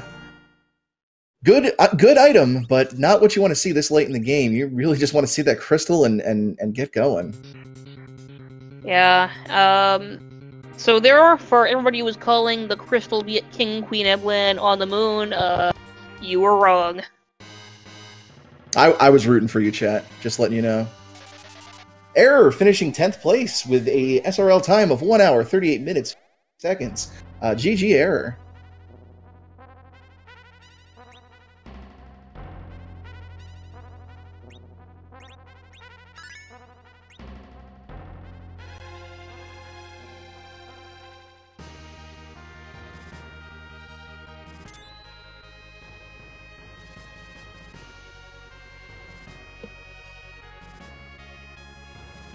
Kinda Nerdy Housewife starting up Moon Trap checks, and it looks like Chokusura is going to follow up on that Baron key.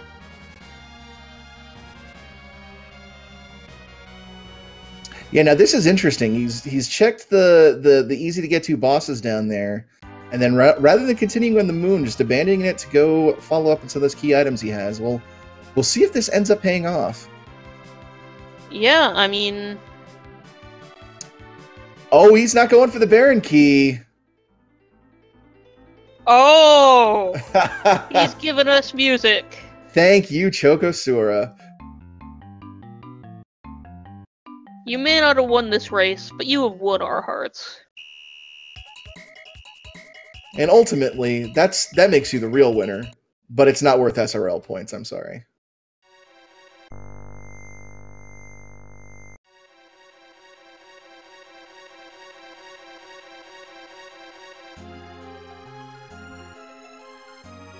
While we walk through here, I'm thinking of spots we haven't seen yet, that we have access to. We haven't seen Wyvern. There's a number of chests on the moon that haven't been checked. And there is still the chest on the Giant. Yeah, that chest on the Giant with the last arm is a really, really easy chest to forget about. I know I've forgotten about it a number of times and had it come to bite me in the rear, so it'll be interesting to see if that ends up being what our runners have been missing here. Yes, but all that being said, Shokusura has now engaged the Dark Elf, is currently self-bombing his party members at them to expedite this process. Yeah, real smart strategy there to skip the casting animations of Dark Elf's trio of elemental spells and then the week afterwards and everything. Just getting quicker there. Real small optimization, but heads up play there from Shokusura.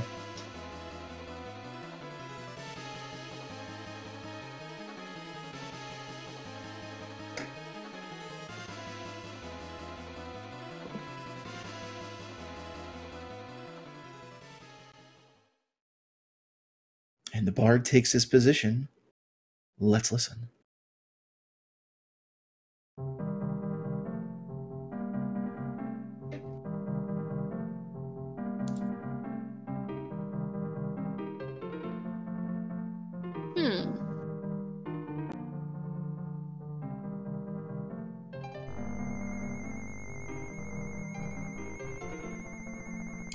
Neon Gray, I'm sorry, which randomizer am I watching again? I hope that Shokusura will tell us right away.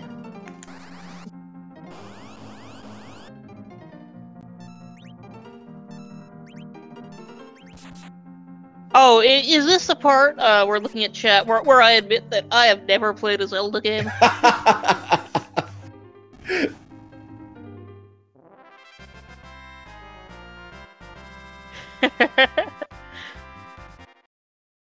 Unfortunately, with as powerful as Shokusura is right now, we don't get much of the theme, but... Oh. Oh. And it is just a big red herring. But still, it was value to the fans. Absolutely.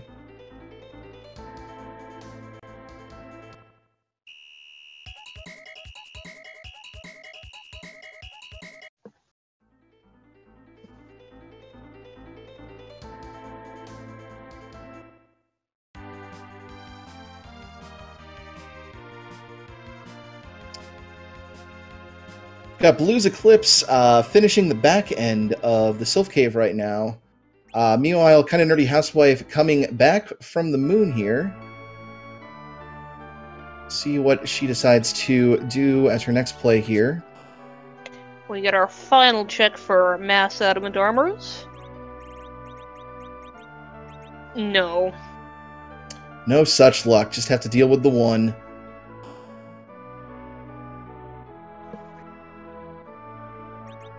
And yeah, Kinda Nerdy Housewife going to Dwarf Castle. See if she decides to pick up a Cecil as well.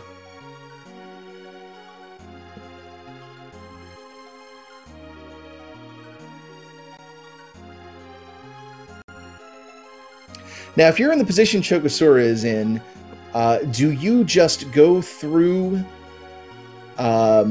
Baron Castle as normal, or do you go off to the side and take out the Odin spot first, and then go do the king? I am pretty much never a fan of doing the Odin spot first. It's... like, in theory, it'll save you a short extra walk back into the castle, but, you know, even with a really well-leveled party, there's too much you could run into that could just wipe you. That's very true. I don't believe we've seen Wyvern yet, and that would be a nasty surprise for an unprepared party. Yes, and as we can see here, just looking over the flags once more, we have full vanilla Wyvern. That is an opening Mega Nuke. And so yeah, Chugosura is taking the safe route, just going to go do the king first. Excuse me, the queen. Tsura on the Baron, the Cognazzo spot. I mean, you know, the Queen of the Eidolons just decided that one kingdom just isn't good enough for her. Well, she needs one kingdom for each of her 3 faces, so she still has 1 to go. Well, we've very easily thwarted her evil reign. Kind of nerdy housewife. Looks like she's laboring over the decision of whether to take Cecil or not, and gonna get rid of Yang. And I think, yeah, like discussed earlier with Chokosura, I think that's definitely the right call to make. And we finally run into a white mage with Porum there, and Chokosura just sends her home. Yeah, this late in the game, really not going to get much value out of that, especially when you've got endless elixirs, endless apples. There's just not any real pressing need to bring a white mage along at this point. Yeah, I mean, this deep in, is exactly where I would start looking at shedding mages if possible entirely. But I am a fan of the, you know, the rare, the uncommon, Ooh. the Quintzerk. Luca Key Ooh. at Baron, extending this rabbit hole further. Yeah, I think we can say with some confidence that the Luca Key is not gonna be it. But, ooh.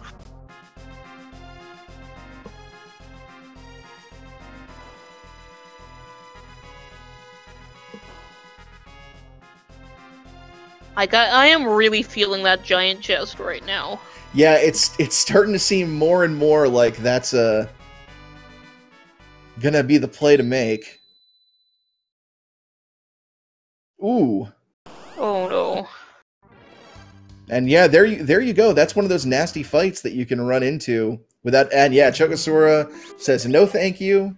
I don't want to deal with that. Yeah. She's certainly beatable at that spot, even without Kane. With these levels, it shouldn't be per se a problem.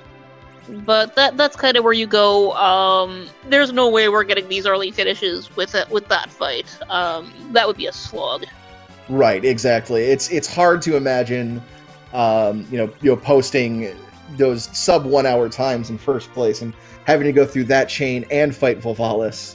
Yeah, that's just stretching the definition of reasonability there.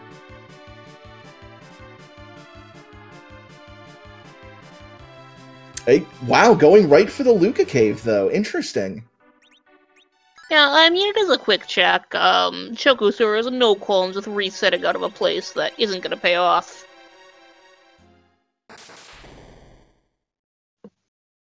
And while Blue's Eclipse just finishing off the Sylph Cave.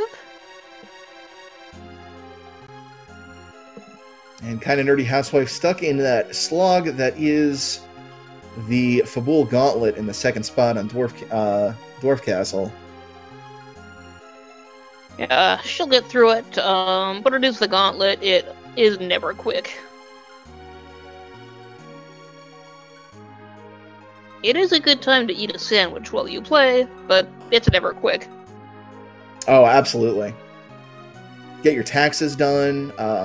Maybe call your mother if you haven't talked to her in a while. Real good opportunities there. Yeah, it's it's an adventure all unto its own.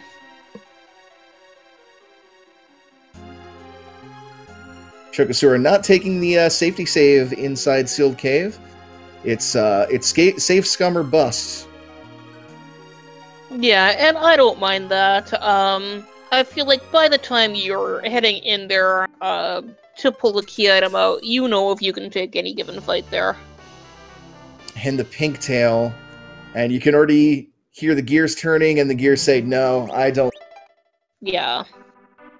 Like, he does not need a pink tail. Not with whatever boss is gonna be in there. That's not a fun slot.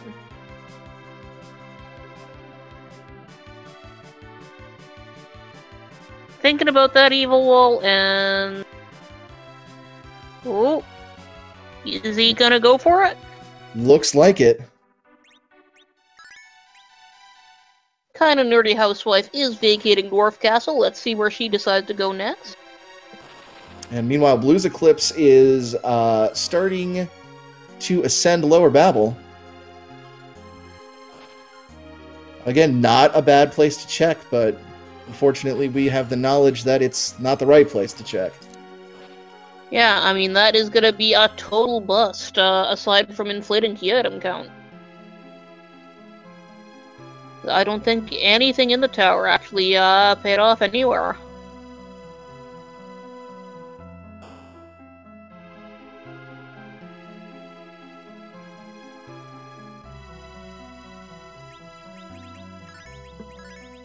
And a quick distribution of elixirs here.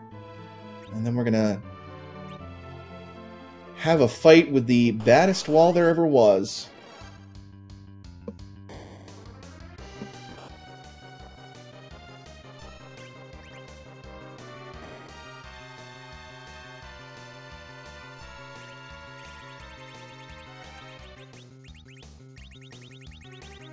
And we are pulling up the wines and getting our drinks on.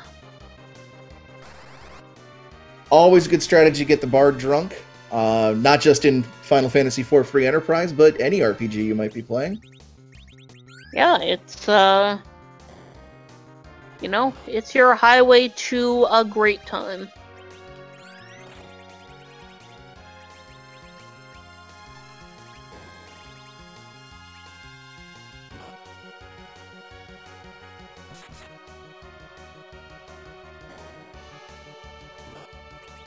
No, I'm just noticing on Kinda Nerdy Housewife screen that she hasn't passed out the adamant armor to anybody yet. Still just sitting there in her inventory.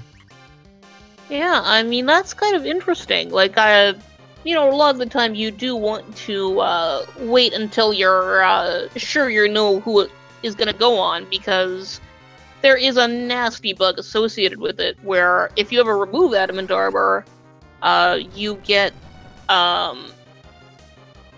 like a quad weakness to every element. But with this party, it should be finalized. Yeah, especially when you have the option to just boost everybody up to max HP whenever you want. That quad weakness, while still nasty, starts to become a little less of an issue. Oof. Ordinarily, there's some light at the end of the tunnel with the package, because you're like, well, at least there's another boss I can check, but we already know where Miss Dragon is, so that package pretty useless at this point. Oh, and a shout out to our tracker, Zelba, who called the package.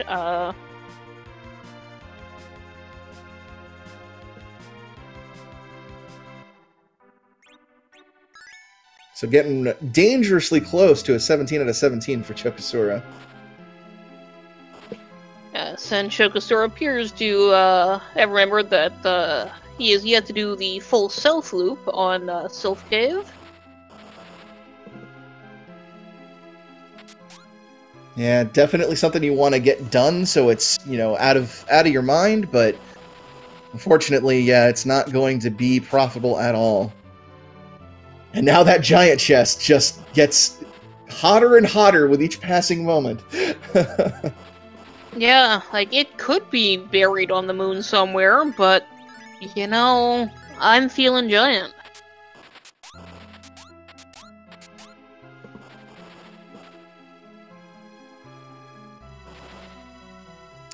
Blue's Eclipse finishing up with the top of the tower, heading all the way back down.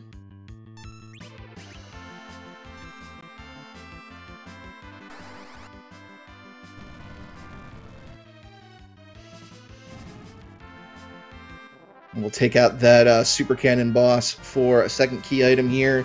Fortunately, that key item is just going to be a summon spell, and no green-haired girl around to cast it.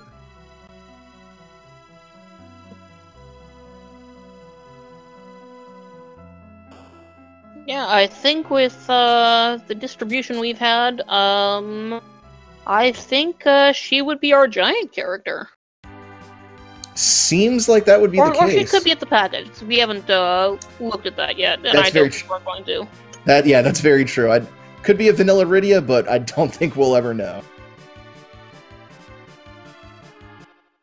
Going up the wheel? Are you gonna go to the giant, Chokosura? You're not. Back to the moon. I mean, there are a lot more checks still on the moon to go, so it's a perfectly fine choice, but, come on. There's a giant. Yeah, on the one hand, it's absolutely valid to be heading back to the moon. There's so many places to check, such a density of key item locations where it could be, but then on the other hand, come on. Come on. Yeah, I mean, come on.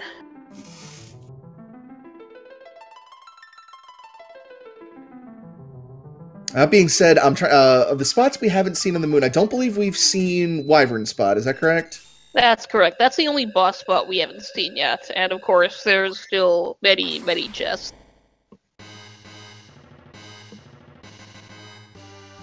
And Chokosura hasn't done Pale Dim yet, so we're heading that way, which will give us Mylon Zed and Sweet Bupkus. Kind of nerdy Housewife taking on Calcabrena, and ooh, only gets the orange dolls down. Let's see if she's able to get another spell off here before the big ball forms. And yep, there's the Gaia Drum. Great. Ooh. Oh no, never mind. That damage nice variance. 3 coming. Yeah. We got it. Oh no. It was single cast. Yay! There we go. Woo! Edge of my seat there, kind of nerdy Housewife. Great job. Unfortunately, just have some charm arrows for your trouble, but well done all the same.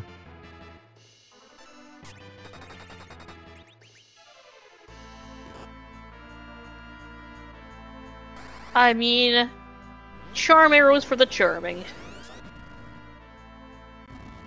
Blue's Eclipse finally turning in that rat tail, getting the Protect Ring.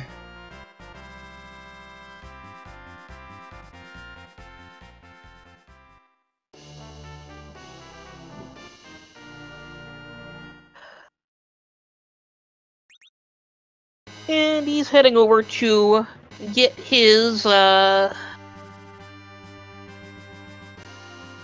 Maul sword now.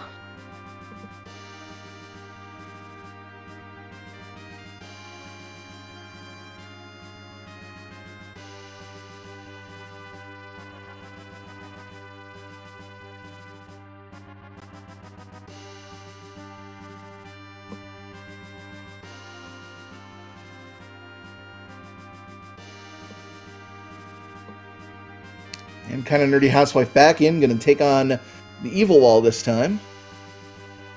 And I mean, the package is a key item. She'll have that at least.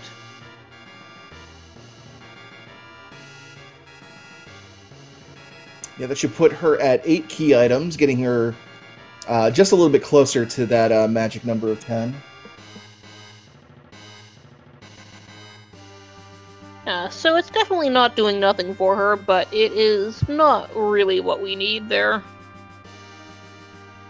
And it looks like Blue's Eclipse is checking... Oh, excuse me, no, Blue's Eclipse is checking the D-Mist. Excuse me, Blue didn't have the package. I thought for a moment we might be checking the package character, but no. Just getting that power shirt there. Yeah, and Chogosura is heading over to Wyvern, so we will see if that is the money spot.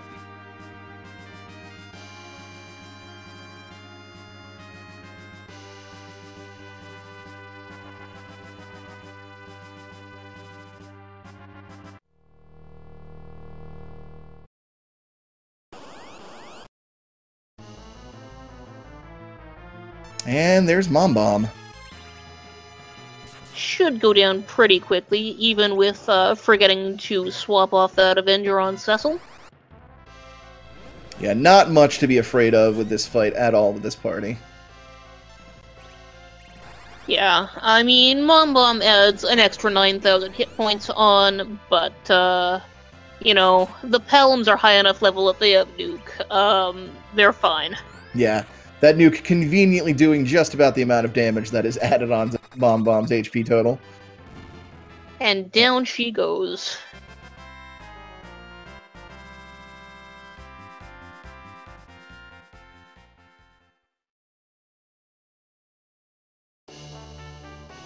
Oh no. And so it is going to be a full key item run for Chokosura.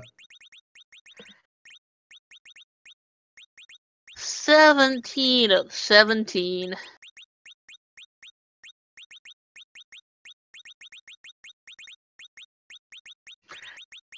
So, you know, if any of you are subscribing to the free Enterprise channel, now would be the time to start deploying your emotes. Thank you, Groundfire. And while we're talking about subscribing, please go and give all of these runners a follow. They're all super entertaining.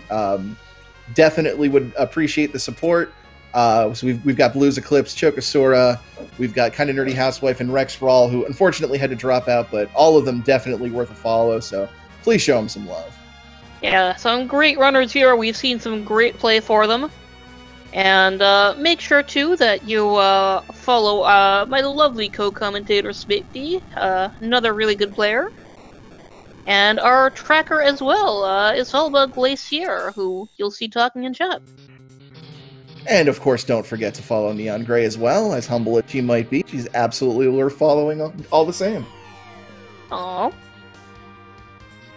And there we go. Chokosura's going to the Giant. Oh, finally, let's see. Meanwhile, Kedril, I believe I'm pronouncing that right, Kedril is finishing in 11th place. Official SRL time of 1 hour, 59 minutes, 16 seconds, just sneaking in that sub 2 hour run. GG, well done. And the comments just oof. I think we all feel that comment right now. And that's just sometimes what'll happen in a seed that presents you with as many opportunities for searching as this one does. And just everyone being able to take like really divergent paths. There's just so many options, and if you pick the wrong one, and oh my goodness, there it was. So forget the moon, forget the underground. It was in the Giant the entire time. And that, again, that makes those early finishes make 100% perfect sense. Yeah. There's your lesson today, chat, is don't neglect the Giant.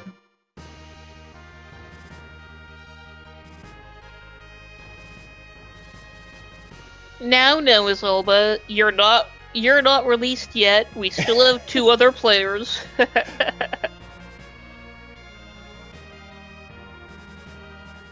Yeah, Chokosura wasting no time. Already has the pass, is going right for that Zero's play. And based on this setup, shouldn't have much issue with it at all. I'm curious if he's even going to spend the time passing any of those apples out. Doesn't look like it, and he doesn't really... Oh no, he's going to use a couple. Okay, yeah, get that Edward up to snuff to be able to soak a big bang or two, but yeah, no need to... yeah, maybe throw a couple on Pelhams.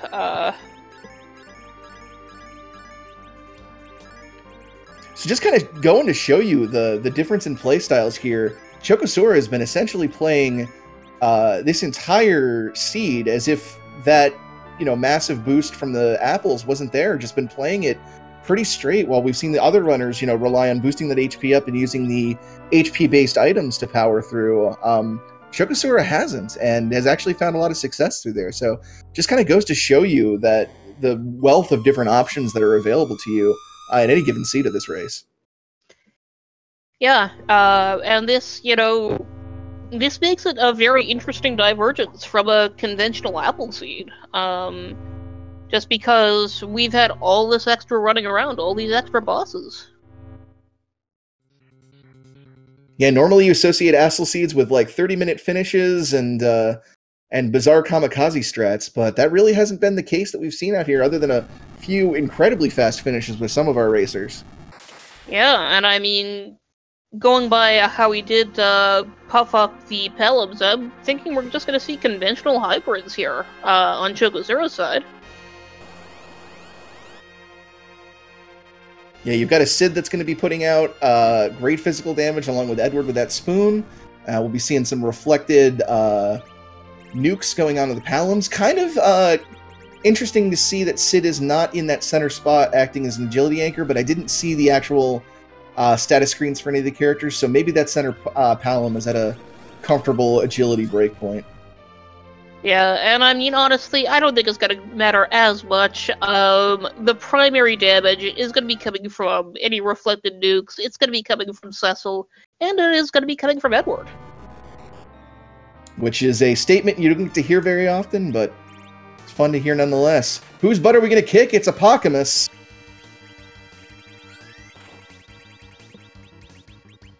That is a big sprite. Yeah, that, and a small head. Very, very small head. I think the Pelhams are actually competing with Apocamus for head size right now. Yeah, I mean, they are about the same size. Up go those Starveils. Poydrak finishing 12th place with a time of 2 hours, 7 minutes, 10 seconds. GG Poydrak.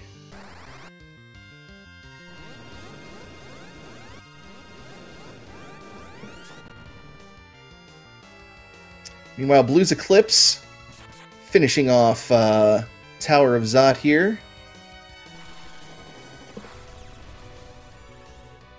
And kind of nerdy housewife is dealing with some trap chests on the moon, which sadly are the wrong trap chests, but we'll give her some nice levels and some junk.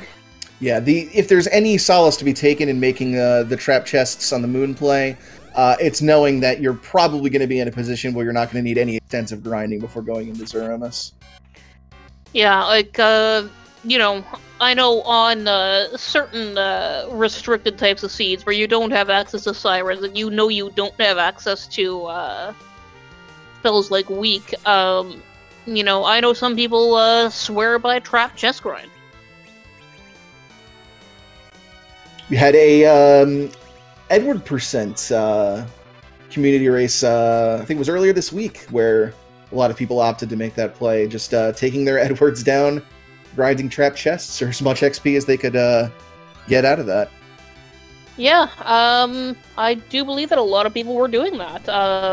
I took randoms for that, which is another option, but the with the parameters of that flag set, you get enough Artemis arrows, enough Artemis bows, trap chests are a very nice grind on that.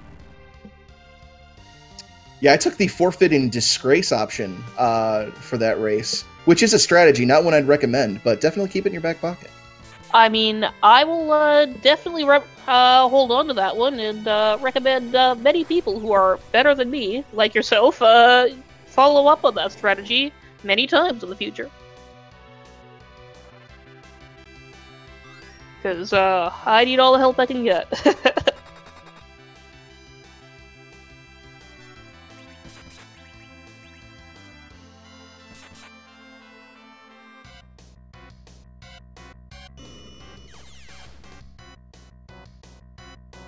And here's where you see where that Avenger comes really in handy. That black hole that Zeramus just flung out on Chokosura's side.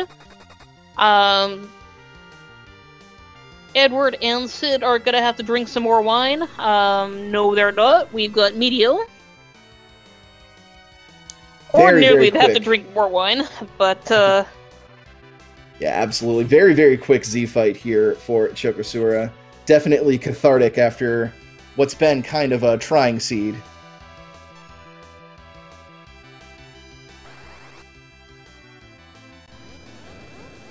Not even reflecting that final nuke. Yeah, no need whatsoever. And GG. Chokosura coming in at an official SRL time of 2:10:07 in 13th place. And yeah, we'll see if we can get Chokosura in here for an interview, because I'm sure we want to hear his thoughts on this seed. Oh yeah. Meanwhile, we've got Blue's Eclipse about to give us an encore presentation of Link to the Past Dark World.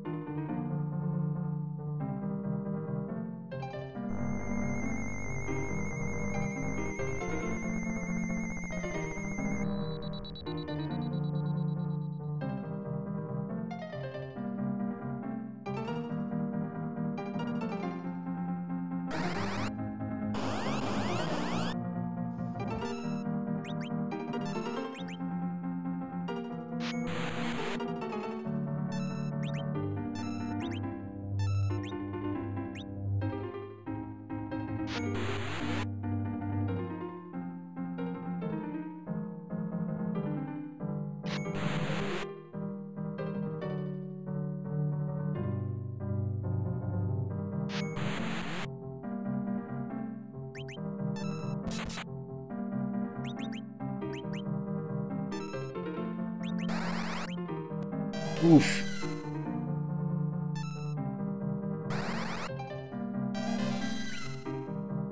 Ooh. Yeah, I think Blue's just realizing that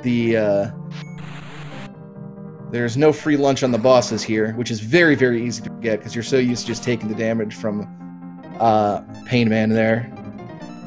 Yeah, but fortunately should go down pretty quickly now that he's fighting. There he goes. Yeah, that fight also has such an absurd amount of magic defense, which is something I always forget and then have to scratch my head when I see Nuke hitting for one. I mean, Nuke will usually get through, but not much less than that, and it will not. Which is, of course, a storyline thing. He is weak to metallic weapons, or just any weapons. And you can't just magic your way through. And looks like Chokosura will be along shortly, just got to take a few minutes first. Entirely understandable. That was a bit of a marathon run there. When you have all that access to apples and everyone on stream finishing over 2 hours, you know some stuff has happened. Oh yeah. And to answer you in chat, Amudat, no free lunch can mean one of three things, and in this case it means all three things at once. First off, it can mean ordinarily Edward in Troya in the bed there will give you a free key item. When you have no free lunch key items enabled, you will get the key item instead when you kill the Mist Dragon, and you'll need to go back to the Mist Town and get it from Rydia's mom. The next one is no free lunch characters, because there's a number of spots in the game where characters will just up and join you, like Mysidia or the Watery Pass. No free lunch removes those join slots. Most races will use both of those. Today's race, we've added on no free lunch bosses. What this does is that it disables, or rather, it enables the boss bit on various bosses that are use normal enemies in them. Like, say the Dark Imps, and you can use various items or status items on them. Those won't work anymore. And there's also other bosses as well that will have bypasses out of them, like Dark Knight Cecil, like we saw. Ordinarily, if you go 3 rounds of his Dark Waves without attacking, the fight will end by itself. In this case, no, you just have to beat him down.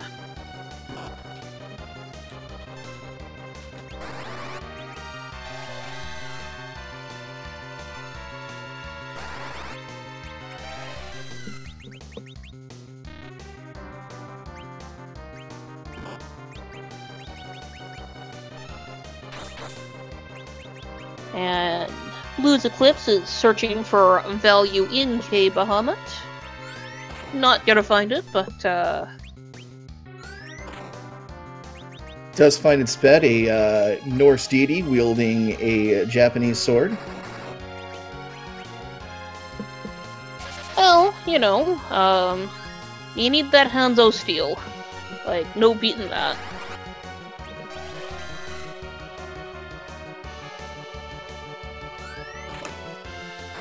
Like, is it really any weirder than when in Shin Megami Tensei 1, Ambassador Thorman turned out to be Thor and launched nukes on Japan? Being completely unfamiliar with Shin Megami Tensei, that sounds hardcore. It was definitely a thing.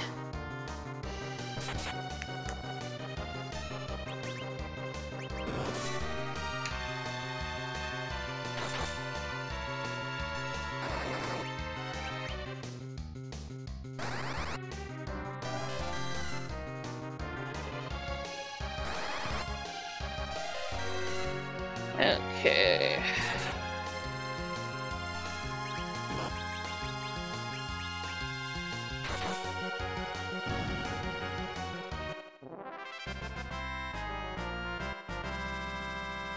And then kind of nerdy housewife dealing with that wyvern spot herself, running into that mom bomb with a little bit of extra HP on there, but she is very, very much within the power level. This is going to be zero problem whatsoever.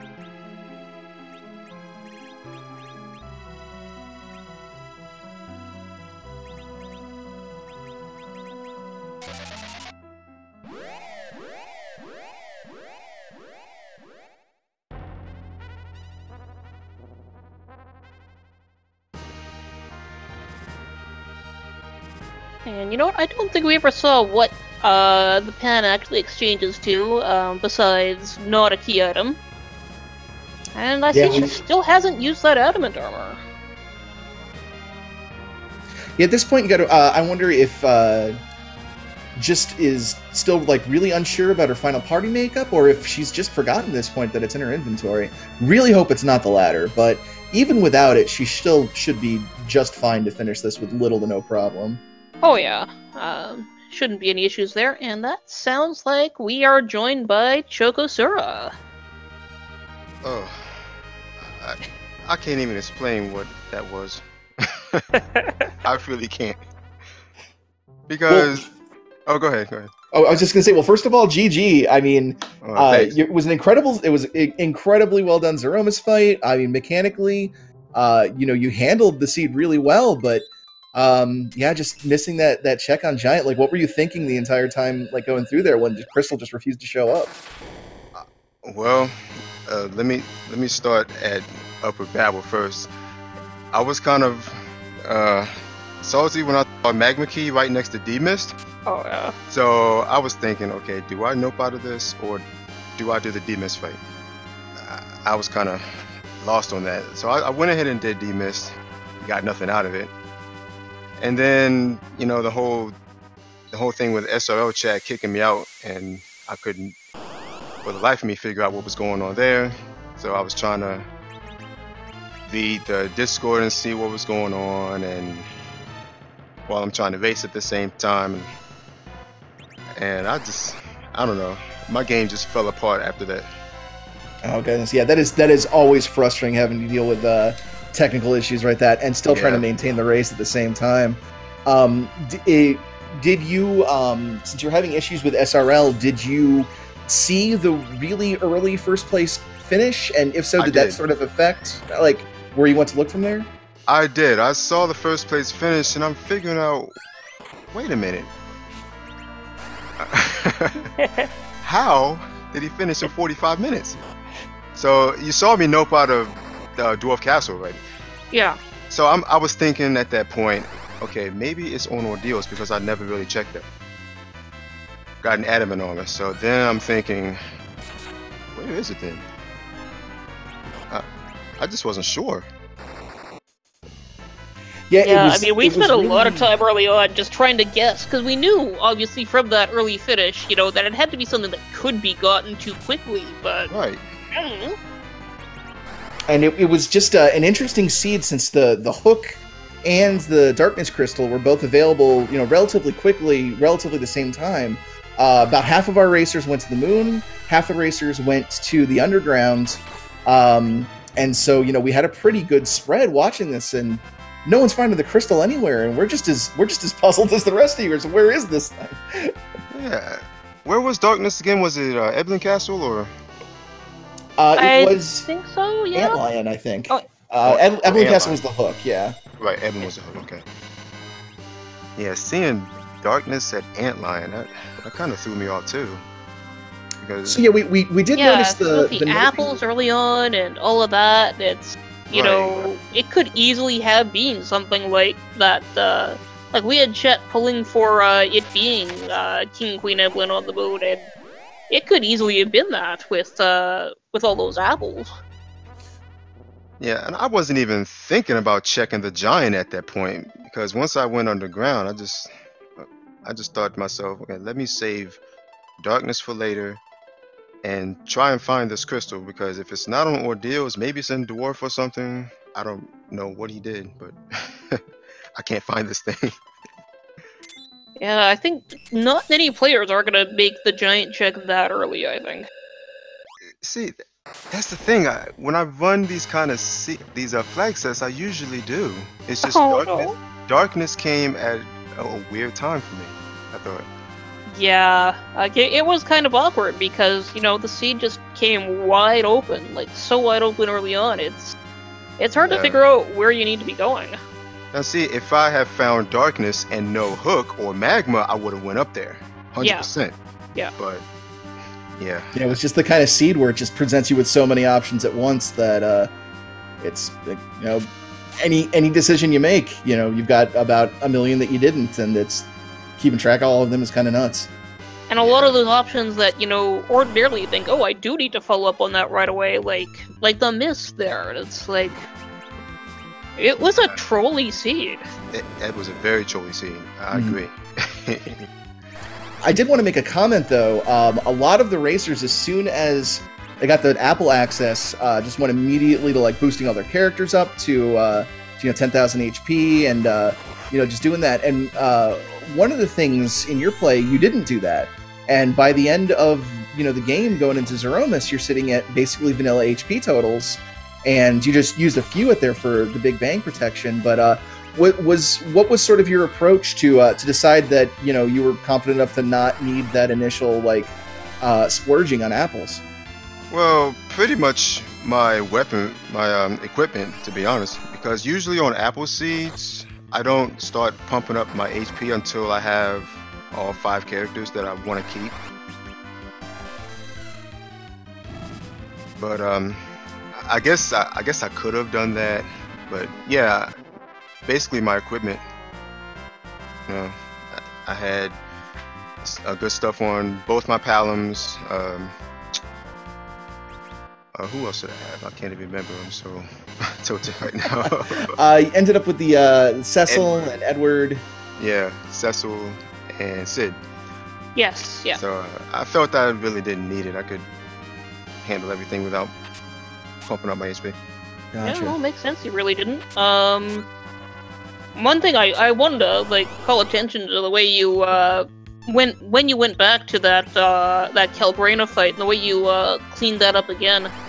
with that Quake and then the Gaia Drum follow-up. That's not something you see every day, and I just wanted to call it out as being a really nice play there on your part. Yeah, well, after transforming the thing the first time around, which, to be honest, I was banking on that Quake to kill all 6 of them. Yeah, that was just bad RNG. It nearly did. Yeah, and I saw the last one alive. I was like, oh no, I had to, not take that big doll on. So that's why I did the Gaia Drum on the second time around to make sure it died. Yeah, that was a nice play on the ATV there. I also did want to ask, what was going on with your timer? I have it set up so that one of my spacebar controls my timing, which I don't know why I have it set up that way, but yeah, I need to. I can see where that's going. Yeah, I thought maybe it was on a bad button. Someone was thinking you might have been timing between key items. You were like, what's going on with that? Yeah, it's my spacebar. I have to assign it to another button. Well, all things considered, you played excellently through this seed. You demonstrated some really phenomenal skill at the game the entire way through. It was just some item checks got you in the end. So congratulations there. Did you have any final thoughts on this seed? Yeah, I guess you guys probably saw that I was kind of stopping at certain points toward the end or mid-game toward late game. Like I definitely noticed that in Babel a couple times. Yeah. Yeah, that was just me just trying to figure out what to do next because my pathing was just all long. I went from Moon back down to Earth, back down to Feymark, and then I was just trying to figure out what do I do.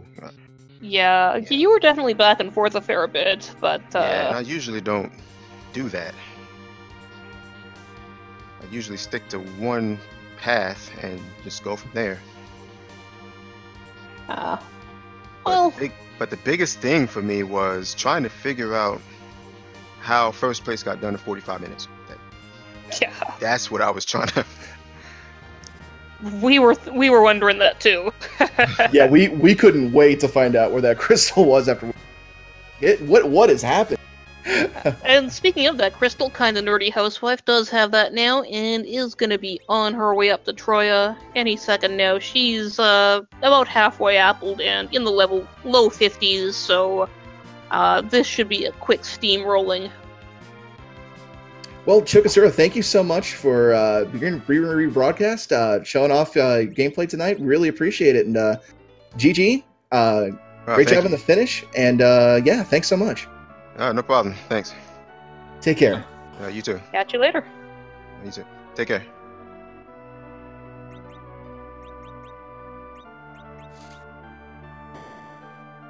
So yeah, Kinda Nerdy Housewife making the play right now, looking to be our second restream runner here to get to Zeromus, and we'll see if she's able to seal this away and come away with the finish here. Yeah, this should be pretty quick, I'm assuming. She's in fantastic shape for this fight.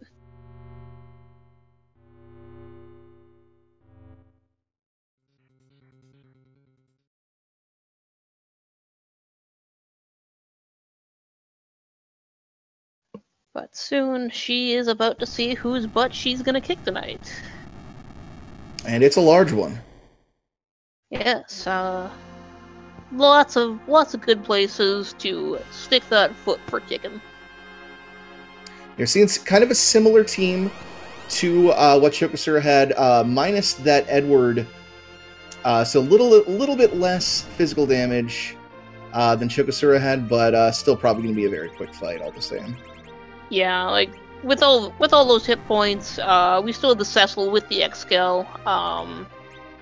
We still have we still have Nuke on the Palums.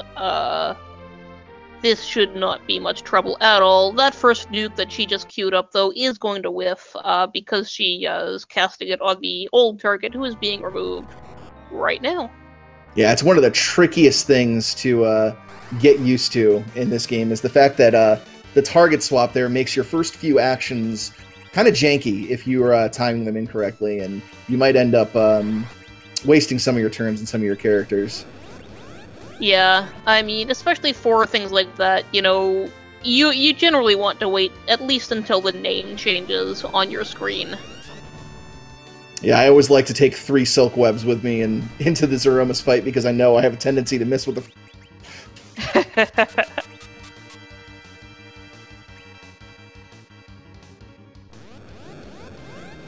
Alright, gets that silk web out, so this will be properly nuked. And with that Towel in that center spot, this will probably be a relatively slow Zeromus as well. Yeah, this should be just fine dealing with that.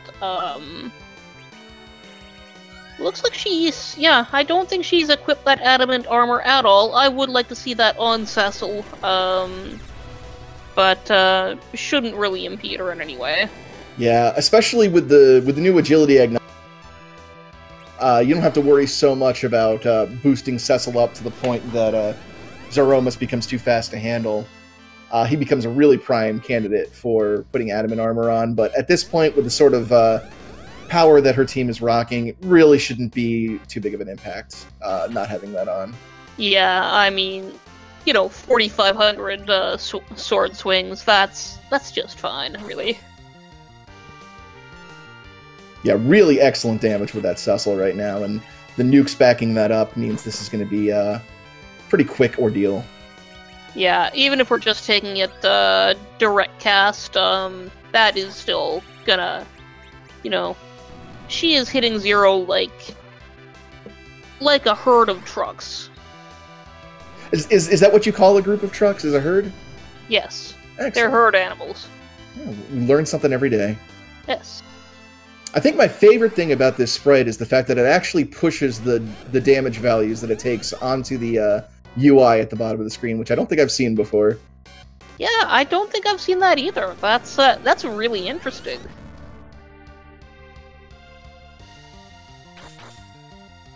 And I mean, his feet are actually kind of poking over the top too, over the bottom too.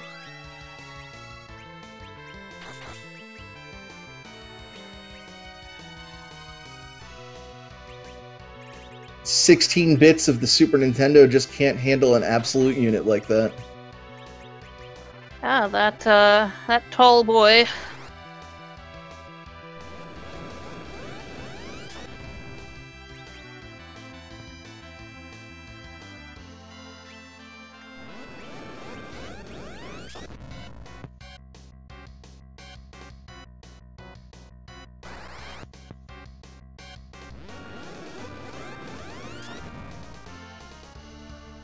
And Blue's Eclipse is going through all the lunar trash right now. Found a drain spear in one of those trap chests. Everyone's favorite spear.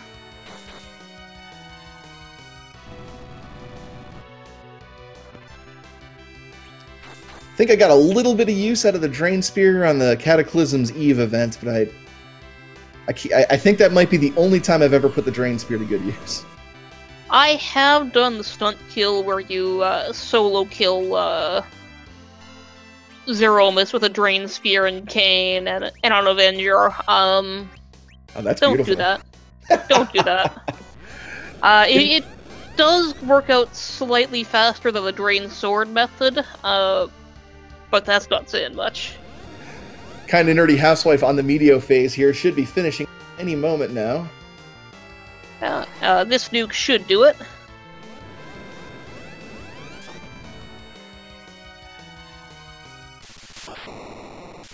And down he goes. GG to you. With an official SRL time of 2 hours, 33 minutes, and 51 seconds, Kinda Nerdy Housewife has taken 2nd place on the stream and 14th place overall. GG. We'll definitely try to get her in here for an interview as well, and get her thoughts on that experience. Yeah, because this is quite the seed, and oof.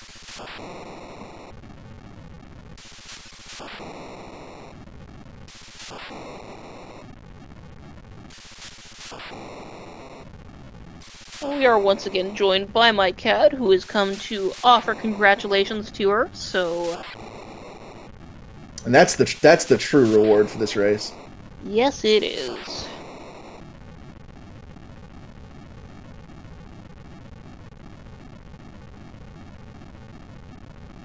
And Blues Eclipse dealing with that really nasty double dragon encounter. Chest's never a fun one. Can always sneak up on you if you're unprepared. Yeah, those are nasty, but he seems to be doing very well against it. Yeah, indeed. And finding out that unfortunately they do absorb fire.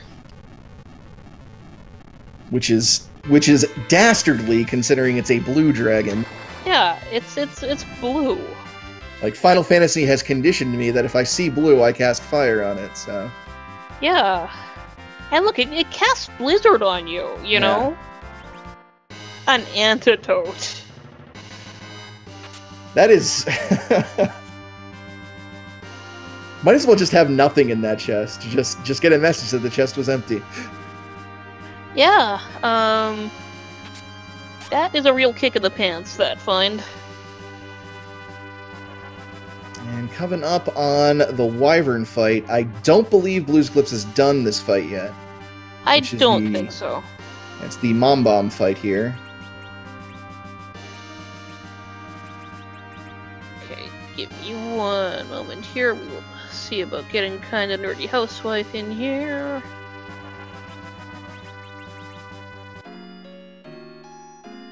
You know, I just noticed this, and this makes me a terrible commentator, but is Blues Eclipse playing with an entire Smash Brothers themed party here? I believe so, yes. I didn't realize that was a... But yes, I think so. Excellent.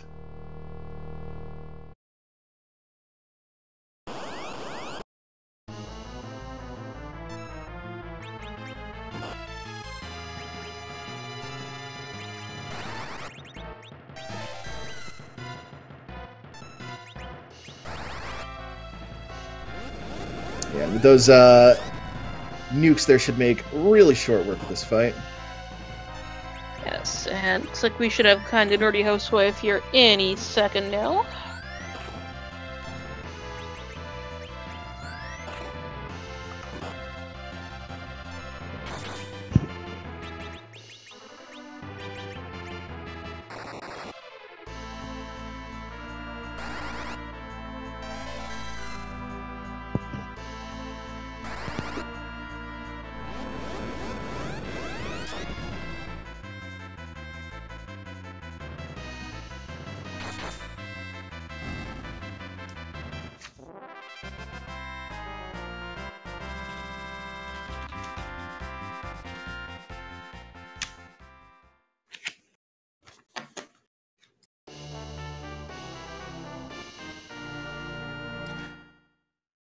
And part of me almost wants Blues Eclipse to chase this pan here, because I'm just dying to know what is behind it.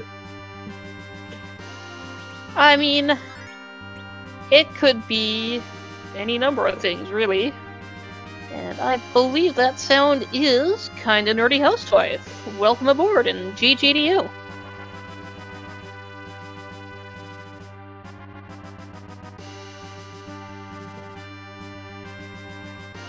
Oh, I see you lighting up here, but if you're saying something, I'm not catching that.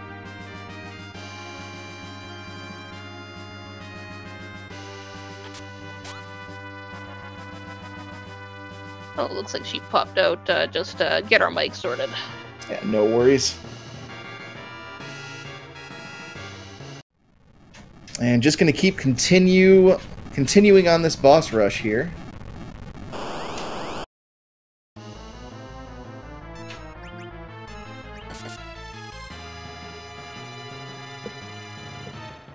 Yeah, gotta deal with this waterhead the old-fashioned way.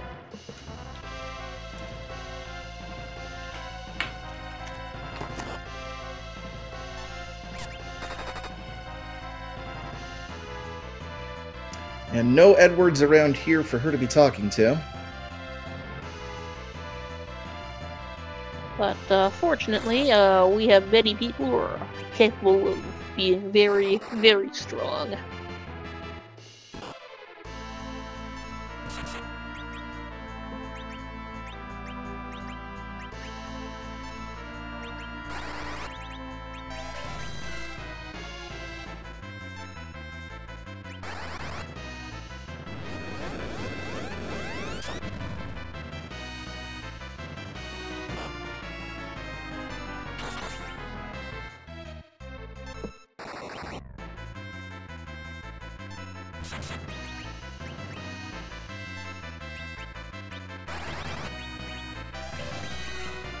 do have the sync up here between Rex Raw and Blues Eclipse. It's be a race to see who beats the Water Hag here first.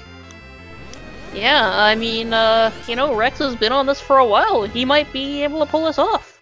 Oh no. Ah, real close, real close.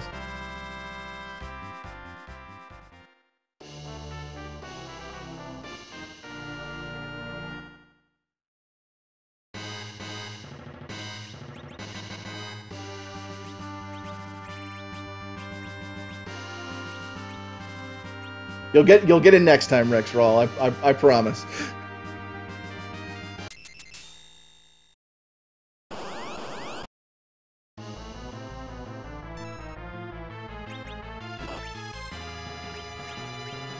Yeah, and oh, there we go. I believe we've got kind of nerdy housewife again. Hello again, and GG to you.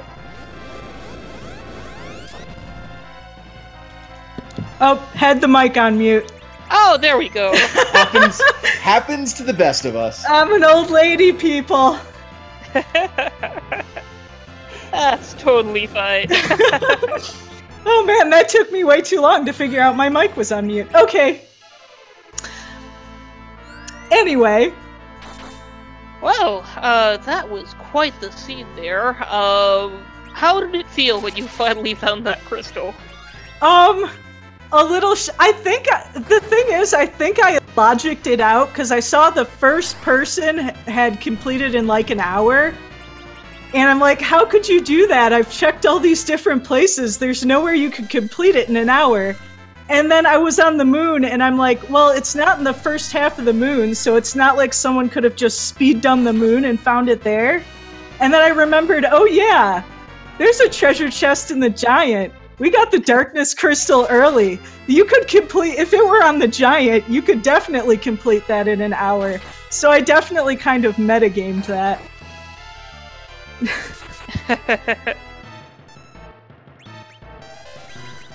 So one thing I wanted to ask you about, because we noticed it a couple of times, you didn't equip the adamant armor on anyone right away, and then I think it was still sitting in your inventory in the end. Were you just waiting for the right person for it, or did it just slip your mind?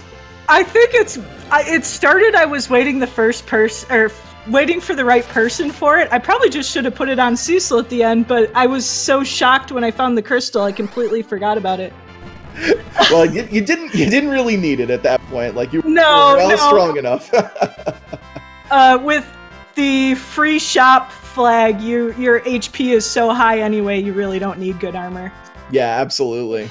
Yeah, not all, but we definitely saw that. We're like, it's right there.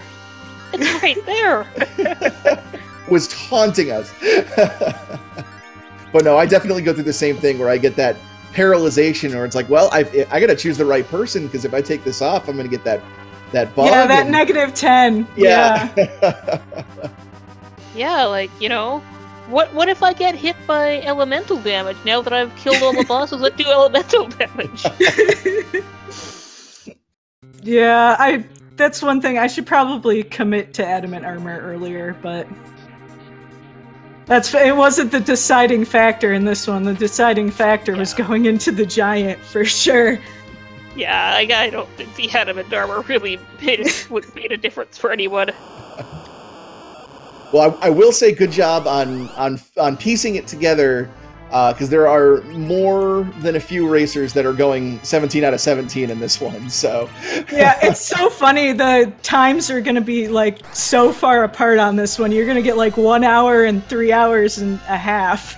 Yeah, it was such an interesting seed, since you got the Darkness Crystal and the Hook really close to one another early on, and that just kind of opened up basically the entire game right from, like, the 30-minute mark as to, like, anywhere that you could go. Were you feeling like any sort of, like, pressure or being just overwhelmed with options? And like, yeah, I definitely thought process there. Yeah, I definitely was. I especially in K3, it's something different. KT, I guess now. You start second guessing yourself, especially when you start seeing people finish. Because I definitely decided to go the Hook route, But then I saw people finish, and I'm like, uh-oh, should I have gone to the moon instead? And, you know, you start to second-guess yourself. And something I've got to know, when you're going through Upper Babel, and the last chest you open before the boss is the magma key, was there any part of you that was like, I just want to exit out and leave, or well, I better see this through because the Mist Dragon's there? Like, were you at all tempted to just turn around and leave? No, Mist Dragon definitely cemented that one, because I'm like, I better finish this out because I'm gonna get 2 key items here, one from the Mist Dragon, and well, I'm gonna get 1 key item from the Mist Dragon, and then I'll have other options after that. So. No, totally fair there. Just shame old Sheeted was a power rogue today. Yep. But yeah, did you have any other thoughts on the sea that you wanted to share, or? No, besides I'm probably in K3 seeds from now on. I'm always going to do a quick check on that Babel chest from now on. Yeah, once bitten, twice shy, am I right? Yeah. It's always good to remember that, you know, that chest is there, it can have important things, and it doesn't take that long to go check it. No, the other one I usually do is the one in the caves on the moon. There's one trap chest in there, and I always go check that because it's so quick. But oh yeah, that was another one where we were like, oh my goodness, is it the hair dryers? Because someone finished it, we've got no idea. The hair dryers, I like that. Well, very well done. I'm not sure if we mentioned it, but you were second on stream, so congratulations there. Oh my gosh, I thought I'd be way behind. No, you are actually the second person to finish, so well done, and have a good one. Thanks so much for being restreamed for us. Okay, thank you very much. Bye. Take care. Oh, and it looks like we do have Rex Rule here, who did forfeit, but he was certainly playing for us. Let's pop him over as well.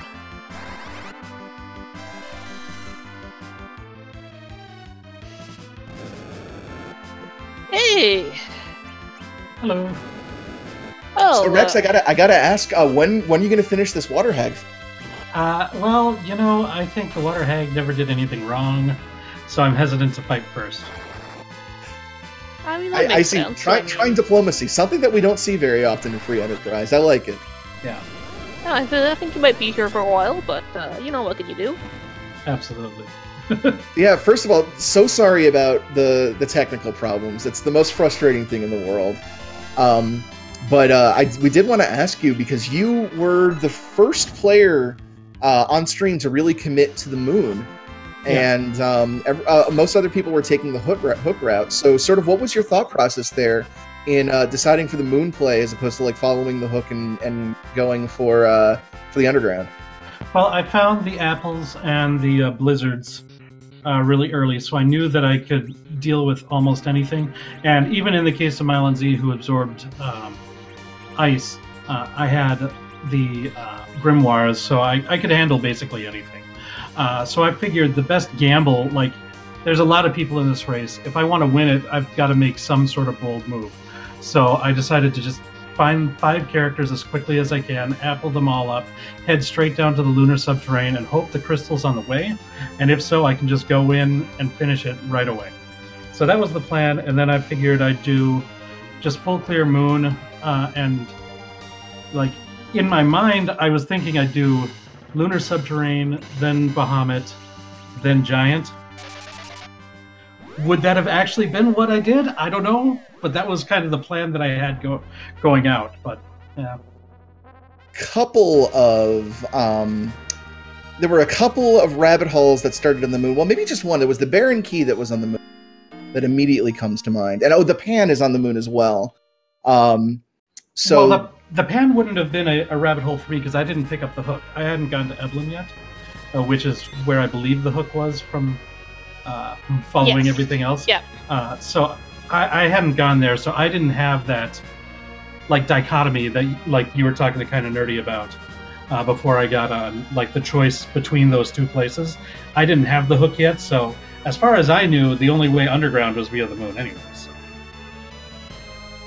Right, and that makes a lot of sense. Plus, it wouldn't have helped that you wouldn't have even found the magma key on the moon.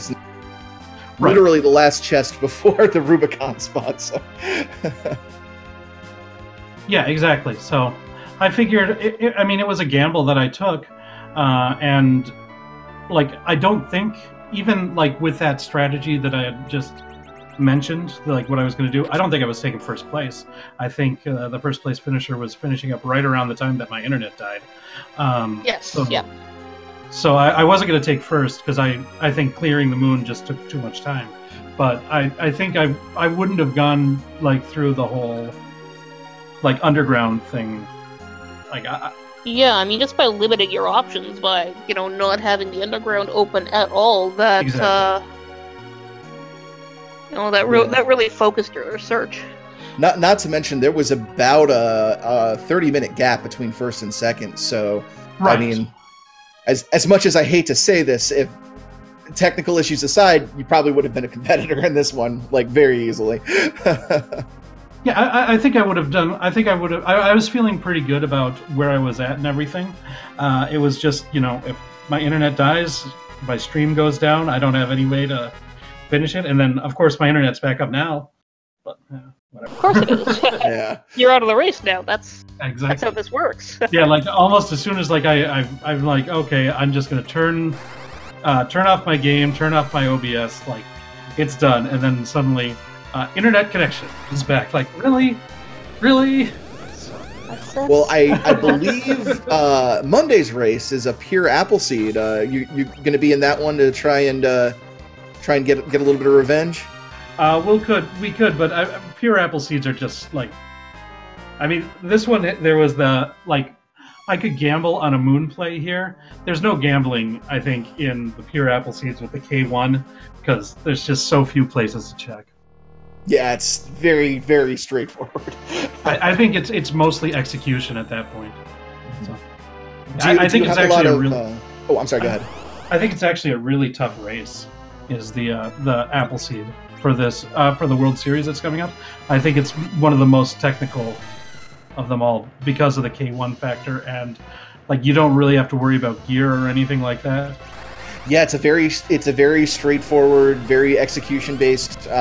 Not a lot of variance there that really factors in. It's either you know what you're doing or you don't kind of thing. Yeah, so, that is going to be a really tough competition.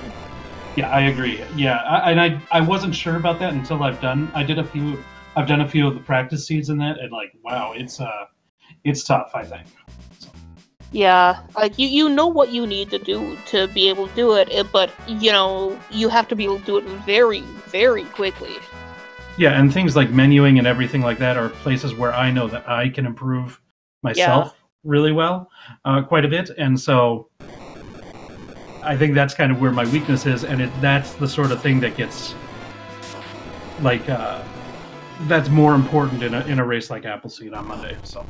Yeah, like I think that's one where our vanilla racers are really gonna shine. Yeah, I agree. I agree completely. Well, did you have any? I know it was depressingly cut short, but did you have any other thoughts on the seed that you wanted to share with us? I was just surprised that like none of the other featured runners kind of did. I mean, you said that at least one other person went to the moon early, but it didn't look like any of them committed to a full clear of the moon like I did, and I thought that was a little bit surprising. Yeah, there were some dip-ins, some quick checks, and then duck outs, but yeah, nobody went full on moon except for you.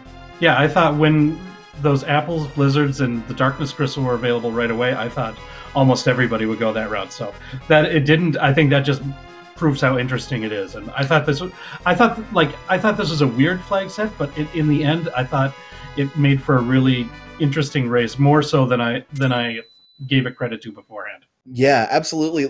You just because you were mentioning the Apple Blizzards, but Chokasura, who finished first on stream, never even went that route in the first place. Never boosted with apples until the very end, just to hit Big Bang breakpoints. And so yeah, it's really interesting to see how how much diversions and strategy you can have just by switching a few flags like that. And I agree. I think that's a really interesting point too, because Choco ended up like almost full clearing the entire game, and of course had plenty of experience on there. And my gamble was that I'm really hoping that I'm going to find this crystal right here on the moon, and so I figured, like, if I'm going to go for that gamble, I need to be prepared for that. So, yeah, absolutely. It's interesting that like both those methods work. Well, I'm sorry that it had to happen this way, but thank you so much for coming in. Oh, you're welcome. Anytime. Yeah, and best of luck in the next race, and can't wait to see you back out there again. And good luck with that water hag. Yeah, well, we'll see. Yeah, I got my fingers crossed for you here. All right, take care. Take care, Rex. Meanwhile, Blue's Eclipse is following up on one of the bosses that we haven't seen anybody finish before, the Valvalus at Odin. She's not really giving too much trouble. It's not gonna pay off or anything, but, you know, definitely worth the check. Yeah, she's not being nearly as trolly as she can be with that high evasion that she has inherently in that tornado form. There are some positions and some parts of the game where you just literally can't touch her, and it can be very frustrating. Yes, but her troll is all in her reward, which is just a defense sword. Yeah, not terrible by any stretch of the imagination, but we've got that. Yeah, running out of places to check. Hopefully Blue's Eclipse remembers that the trap chest is on the giant and that it might be worth checking out.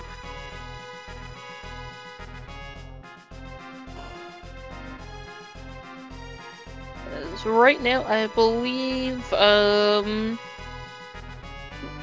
still hasn't checked Tower, or the, Land of the Summoned Monsters bosses. Right, and, I believe just now getting the Luca key recently. Yeah, hasn't checked Sealed Cave either. Yep.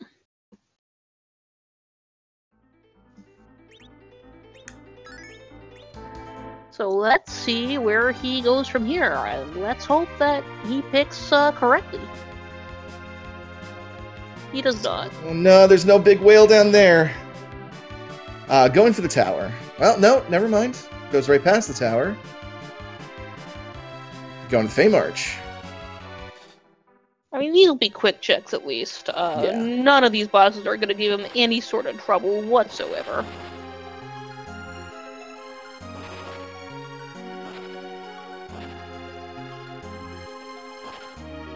Yeah, and it's just one of those cases of there are so many places to check that those tiny little things like that the giant check can just slip right through the cracks, because you've got all of these places with 2 and 3 key item spots available that seem way more attractive than, you know, going out of your way into the giant just for that one measly chest.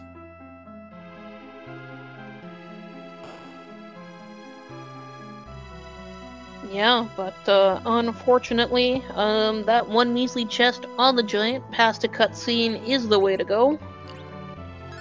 Did want to go ahead and we missed during the interview, but Demon RHK finished in 15th place. SRL time of 2 hours, 44 minutes, and 50 seconds. So GG to Demon. Yes, GG to you.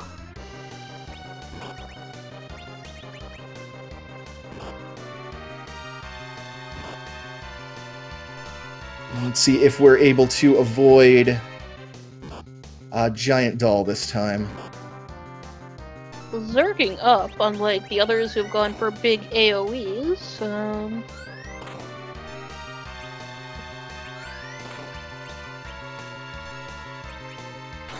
And hopefully that, getting the berserks queued up first. So hopefully that helps with the cleanup, having the berserkers there. Yeah, plus fewer targets for the virus there, so it dealt a little bit more damage than it would have done otherwise split. So it looks like this shouldn't be too much of a problem. Alright, Cecil choosing very wisely with his target there. Yep, come on. Ooh. Oh, running low on time. Okay, here comes the quick. Yeah, there goes the quick. Okay. Whew. Thankfully, that one cow had a queued up attack that I had to get off first. Yes, the queuing system on this ATB is very interesting that way. One might say it's charming. Definitely one of the things, as a player to Final Fantasy IV speedrunning, just having picked it up a few months ago, was something I definitely had to learn to come to terms with. The fact that you can stop something's actions, but it still has previous actions queued up.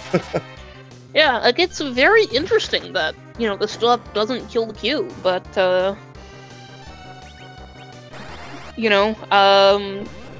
because it does work both in your favor and against it, so it's very interesting. Yeah, it's almost like the AI is on the other side of the screen with a controller of their own, and as long as they get it put in before you get it put in, then it's coming out. Yeah. Yeah, this wall should get torn down.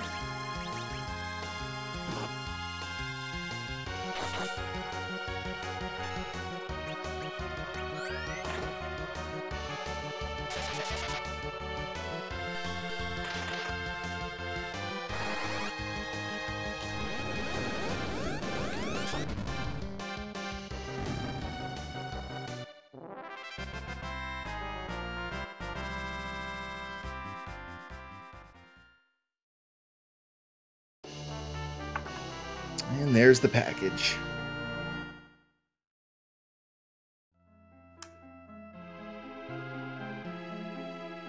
Blue's Eclipses can go to Babel. What else? Where was the pink tail? That was down in the Luca cave. Yes. So it's those two places and the giant left.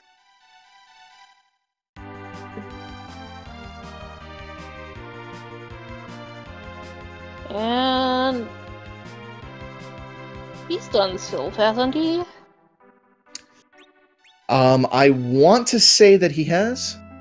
Oh, the pan. He's got the pan. That's correct. Yeah, that's correct.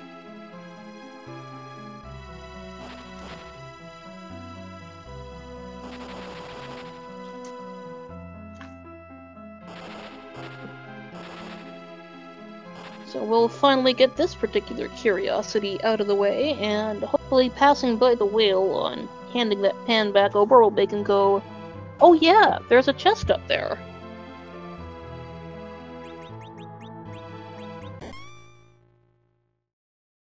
Let it be a second adamant armor. Give Blues a present here. Crystal sword, maybe. Come on. Oh, goodness. Why is that even in the loot table? Like, it wasn't even any good in the original game.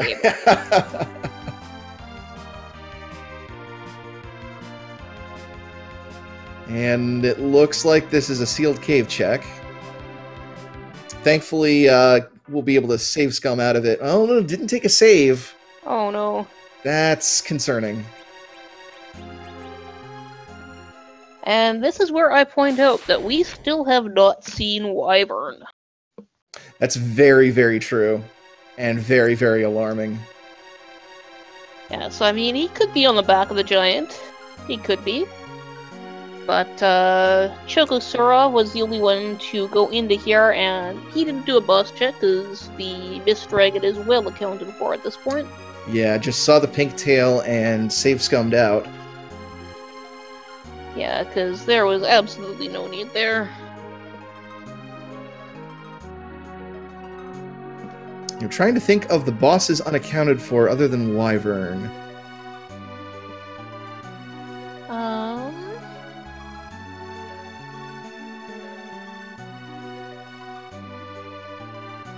Regular Rubicant. That's one of them.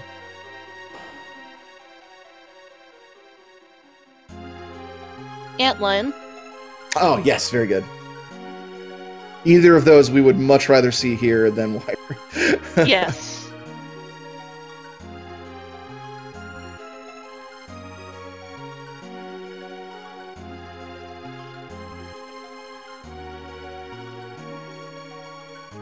Okay, he's gonna save here.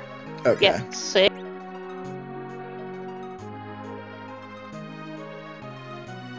Pogo Pogo.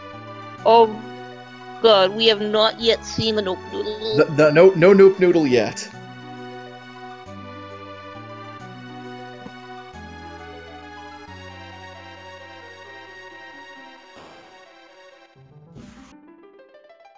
And he's gonna get his pink tail here.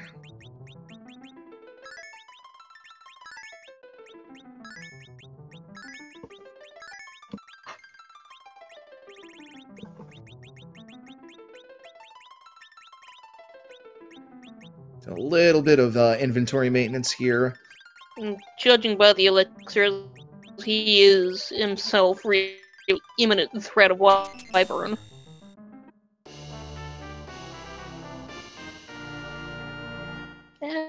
And finding him. And yeah, gonna take it out, it looks.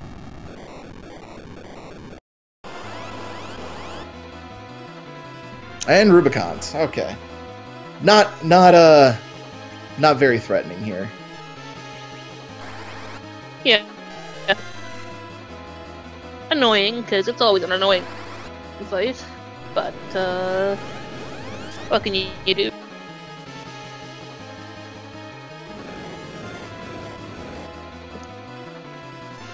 And with those HP totals, able to even tank the glares. Always satisfying. Yeah, and of course the fire 2 is not solo. So we will beat this man to death. Him and his sexy.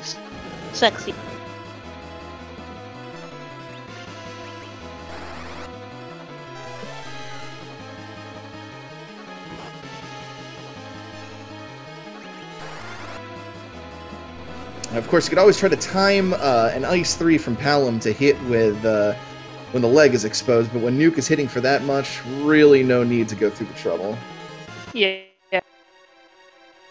You know, there's reasons to, you know, go for the weakness, but, you know, boss is just not worth it.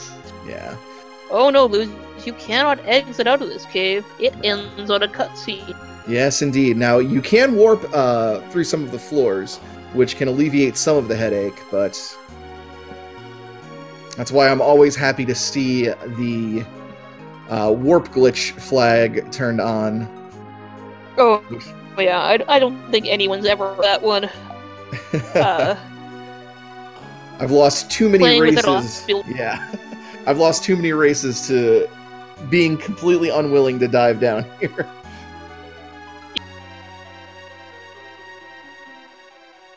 I mean, no. Which, cue someone that they like this cave, and I say,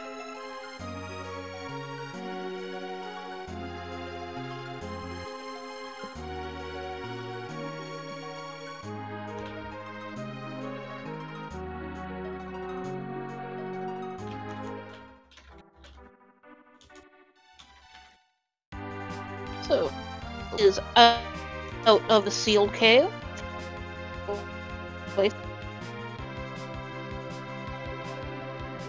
And, oh, looks like it might be going for...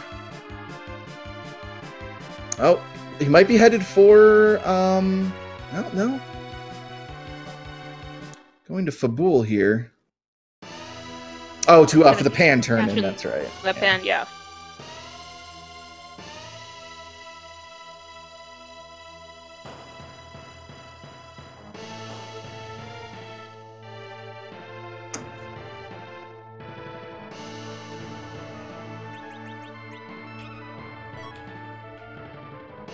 Oof. That is just about the worst treasure you could possibly get. Yeah, that is... Ooh. Taking a second there to think of where it could possibly be left, like the Giant of Babil. And it looks like we're getting a forfeit from Blues Eclipse here, and I really can't fault that at all. It's the frustration builds up so much when you think you've tried everything under the sun and just nothing seems to be working. So, yeah, absolutely no shame whatsoever in taking that. Yeah, nothing, no shame at all. Like, this has been going on, you can see on the timer.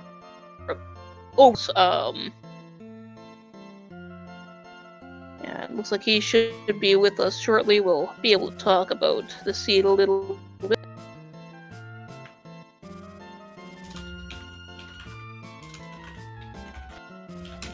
Yeah, it looks like he's joining us right now, and we'll, Hey, Blues, hey, tough finish there, but GG nonetheless. You really stayed in there as long as you could. How you feeling?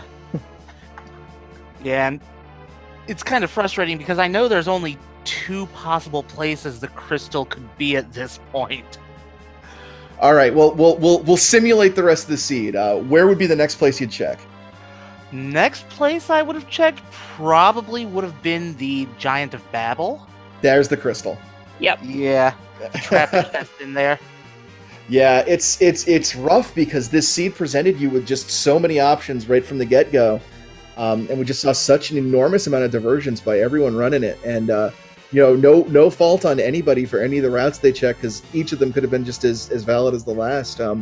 What was sort of your thinking process as you're going through and you're seeing people finish as early as 40 minutes?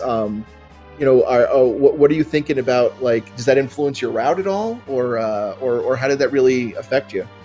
Not really, because with something like this where there's so many possible locations, I kind of figured that 45-minute finish really had to be just down to luck of the draw, because just looking at what it was giving me, I could not see a direct route to follow that would have gotten me there. Yeah, absolutely. It's just, one of those incidental checks that happens to come with the Darkness Crystal. I did want to ask you about the dive into Eblin, because you and Kind of Nerdy Housewife were completely synced up with one another when you were going through that Eblin dive. When you saw the magma key as the last chest there, was there any part of you that just kind of wanted to get out of there? Or were you just intent on going through and beating Demas there? To be perfectly honest, when I saw that magma key that far in, it really wasn't an issue for me. At that point, I had the underworld access anyway, and was pretty much all the way through there for the underworld access. So I just figured no point in turning back to open the route up from the top side when it was going to open up from the bottom when I left anyway. Yeah, gotcha.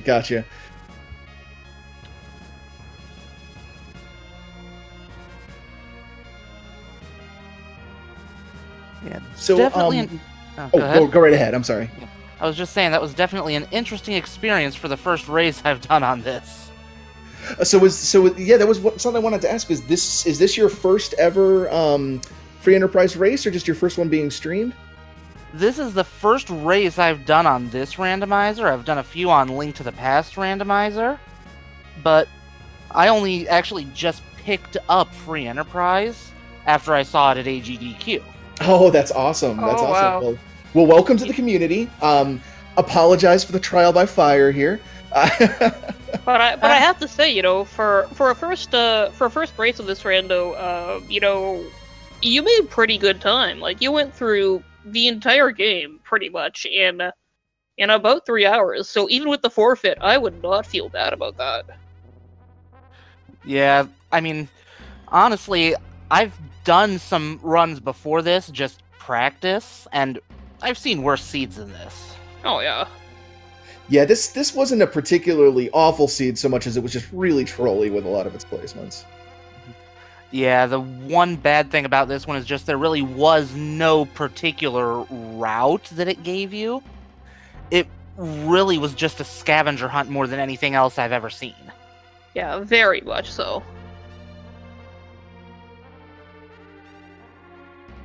And just to point this out, I did, you did end with a forfeit, but that you were not the only one. There were quite a number of forfeits by some actual pretty big names in the community. So by no means do you have any reason to feel bad or anything about that finish. That was given the circumstances, exceptionally well done. So congratulations on that. Yeah, it was a rough siege. You got the moral victory. You got like pretty much everything done. And you got to play the music on stream, which is what the crowd. Yeah, that was fun. I'll probably at some point actually finish this one out on my own, just so I can see what the Zeramis sprite is. I'll save that for you then. Yeah, nobody's gonna spoil you on that one. Yeah, it's a good one. It's one I hadn't seen before. Yeah, and in all honesty, I would have actually stuck this one out to the end if it weren't for the fact that I just have a time crunch here. Oh yeah. Yeah. Plus, nobody Sheila, has to go in like 3 hours in. Sheila handing you an ice sword after 3 hours in would break anyone's spirit. So.